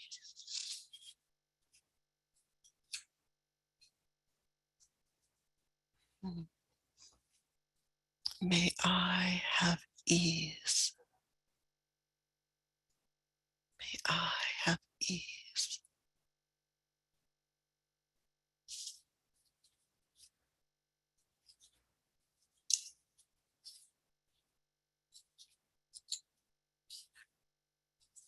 May I know the power of gratitude every day.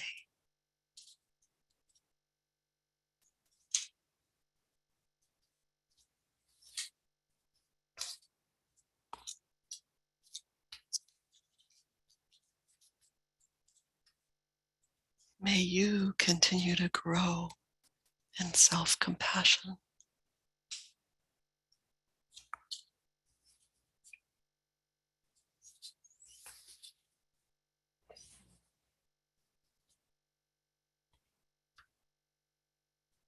May I begin to gently love and accept myself as I am, to live my life with more ease.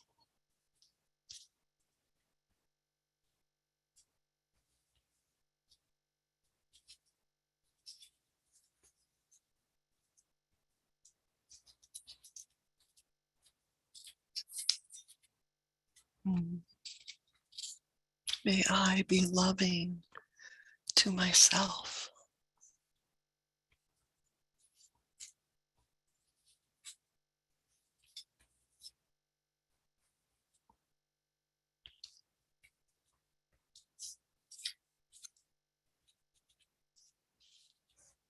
May we all be kind to ourselves.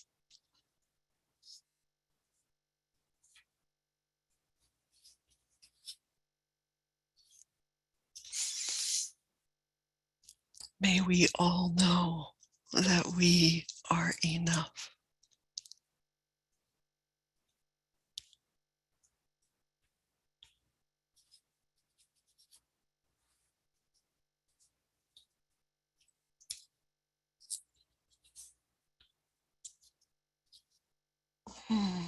May I and all others be safe and free from pain and suffering and live with ease.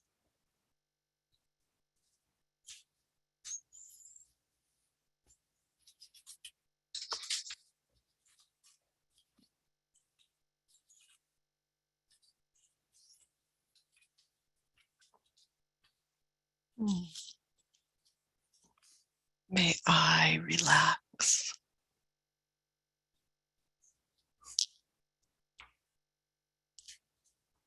Gosh, there are many days I need that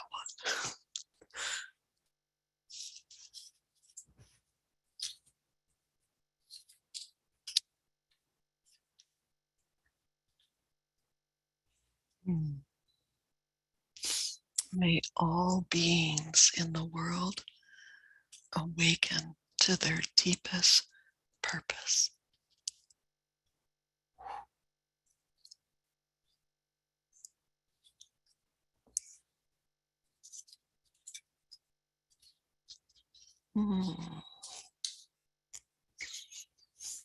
May I continue to know the strength and softness of my own and others' hearts.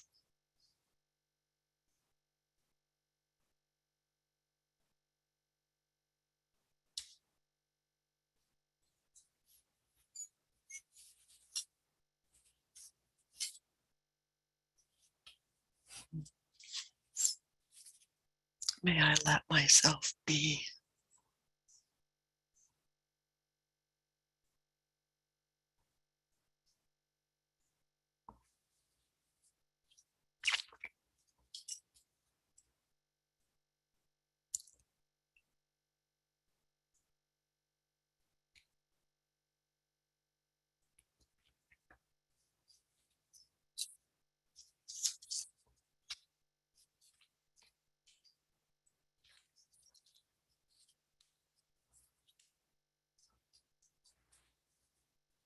May you be able to give yourself compassion.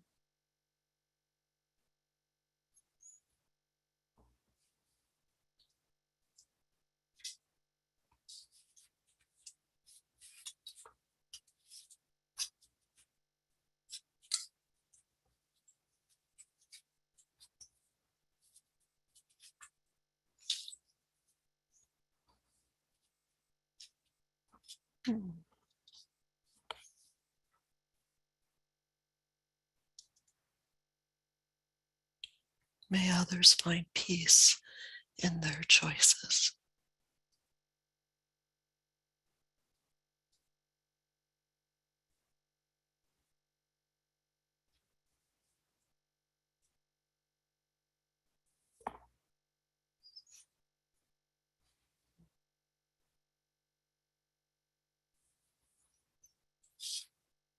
There's some beautiful wishes emerging in our chat. Don't feel the need to open your eyes, but if you happen to come across them,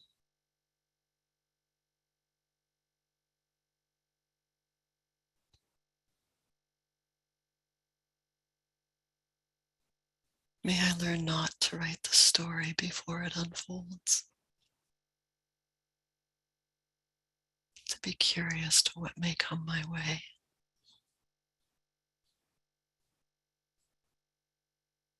May I welcome all parts of myself with tenderness. May you welcome all parts of yourself with tenderness.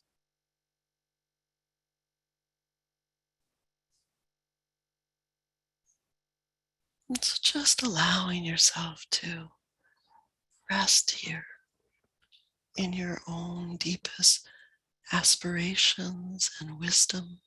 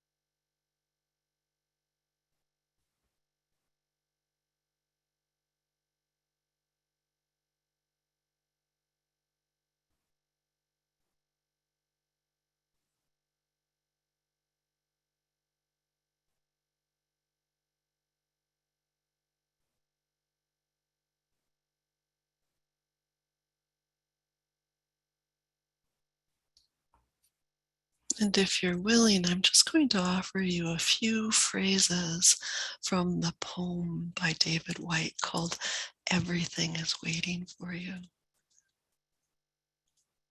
And so feeling free to opening the ear of your heart.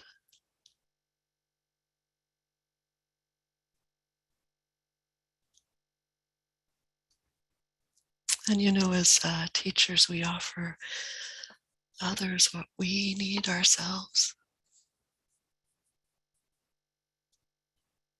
So these lines have been resonating for me. To feel abandoned is to deny the intimacy of your own surroundings.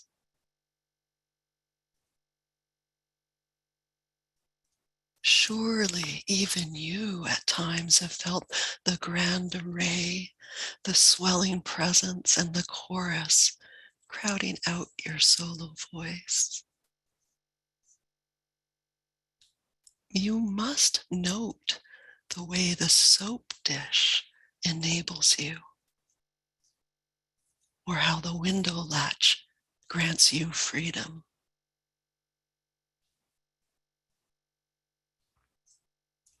Alertness is the hidden disciple of familiarity. The stairs are your mentor of things to come.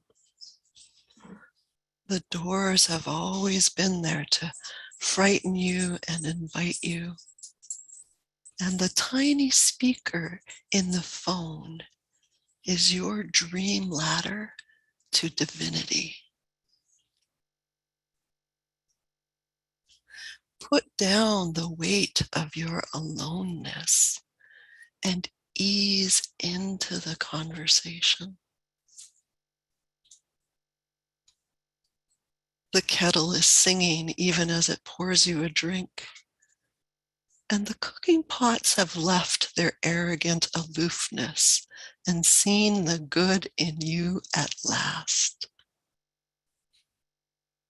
All the birds and the creatures of the world are unutterably themselves, and everything is waiting for you.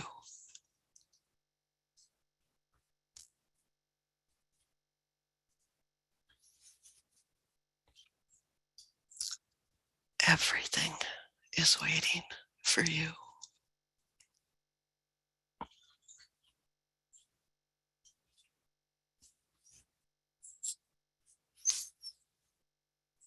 So inviting you now, if your eyes have been closed, to just let your gaze open to the right again.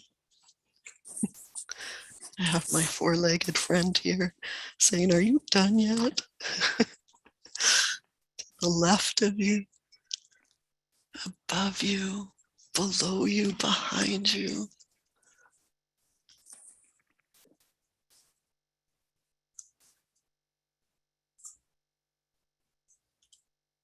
And if it feels appropriate, feels inviting, to just scan through the faces of the good company.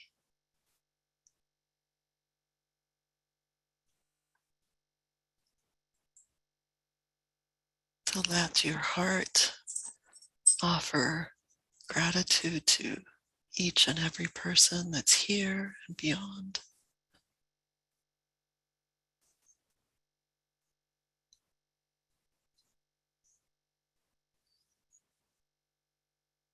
To savor this community and beyond this community.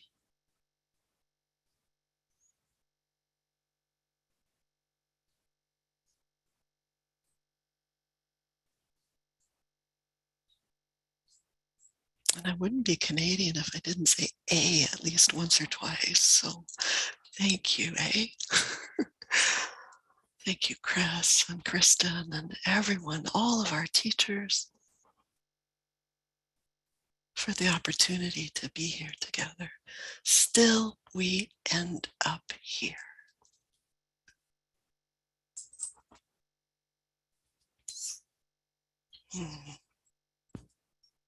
Thank you so much, Dawn. That was so beautiful. Mm. Thank you to all of our teachers today, to our beloved participants. I'd just like to take a few moments now and do a little closing of our retreat today. But first, I'd like to offer gratitude to Chris, who invited us to go to give ourselves permission to let go and bathe into this moment.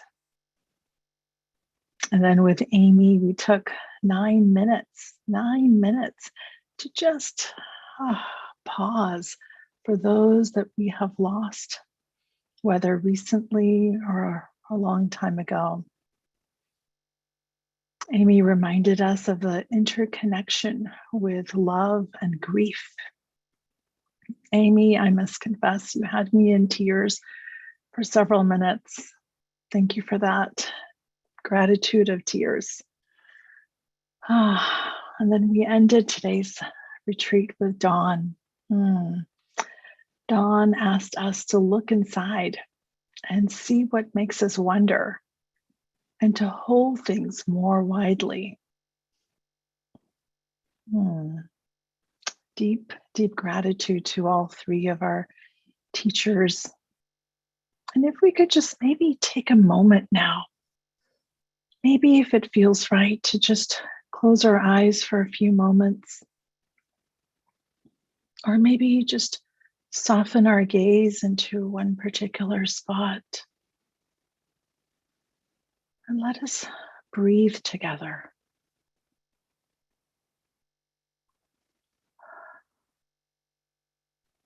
Breathing together in one community.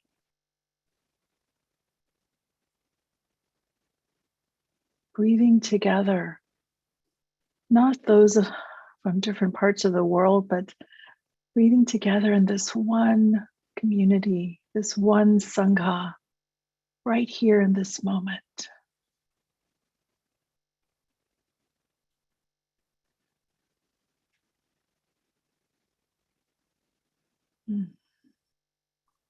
What a joy, what a gift to start this new year together with our friends,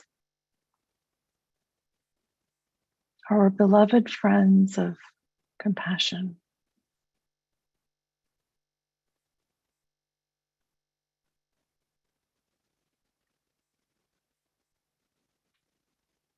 Maybe even inviting yourself to breathe in what you may have received from each of these beautiful sessions today.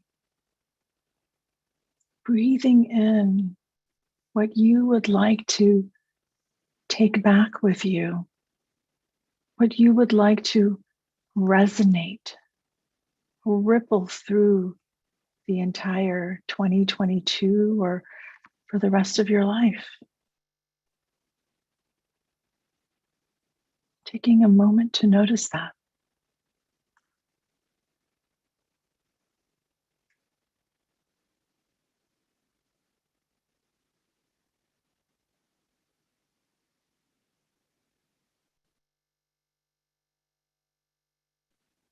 What spoke to you today that you would like to tenderly or in a fierce way hold for yourself and savor throughout this new year?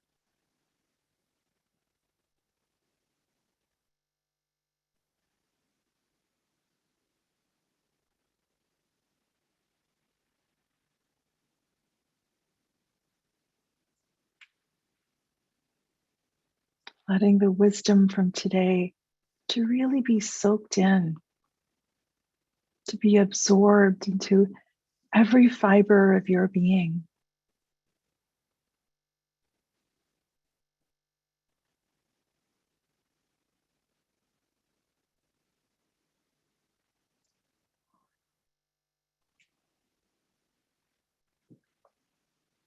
Allowing it to resonate into your breath, into your body.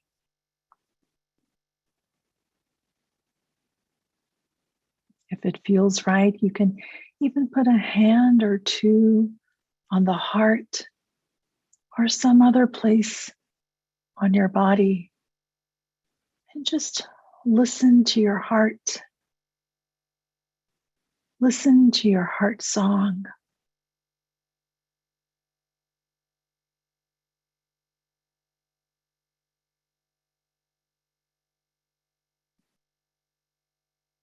Perhaps even offer yourself gratitude for creating this space to be here, for offering yourself this gift.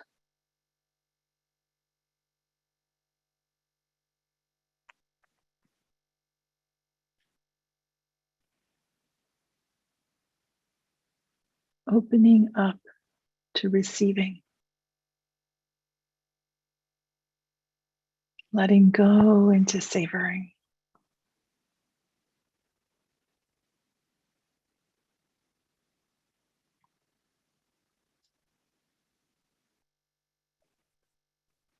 In the words of anti-apartheid and human rights activist Desmond Tutu, I'd like to share a couple of his words. Do a little bit of good where you are. It's those little bits of good put together that overwhelm the world.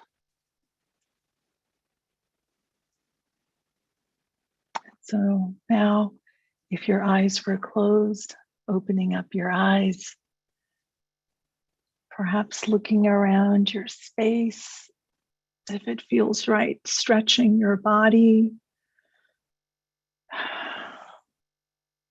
coming out of silence.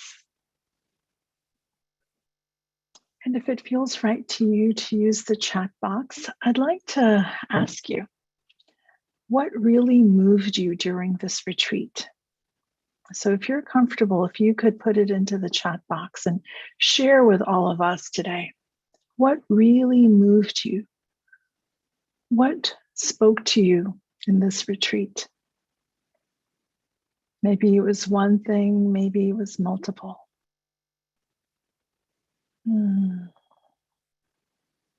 Let's look at the chat box. You know, often when we share with our friends, it opens up something else for us inside. And I'm going to just share some of the things here too. Bev says being part of this community. Susan says laying down. It's going by so fast. David says moved by love, acceptance, gratefulness, and connection. Yeah. Kay says inside fire. Yeah. Emma says warmth and open hearts. Sophia says interbeing, inner being. Marija says the size of human heart. Yeah. Miriam says generosity of spirit.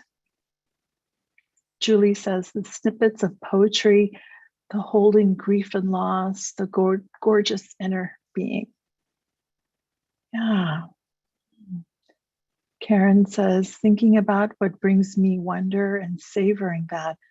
Also, my inner fire got stoked.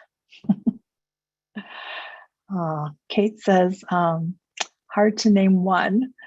So many lovely moments, lovely Sangha. Yeah, thank you. Yeah, thank you all really for being here today. I'm so grateful for these circles of practice. You know, it's not just that participants are receiving, but I really want you to know we teachers are receiving as well.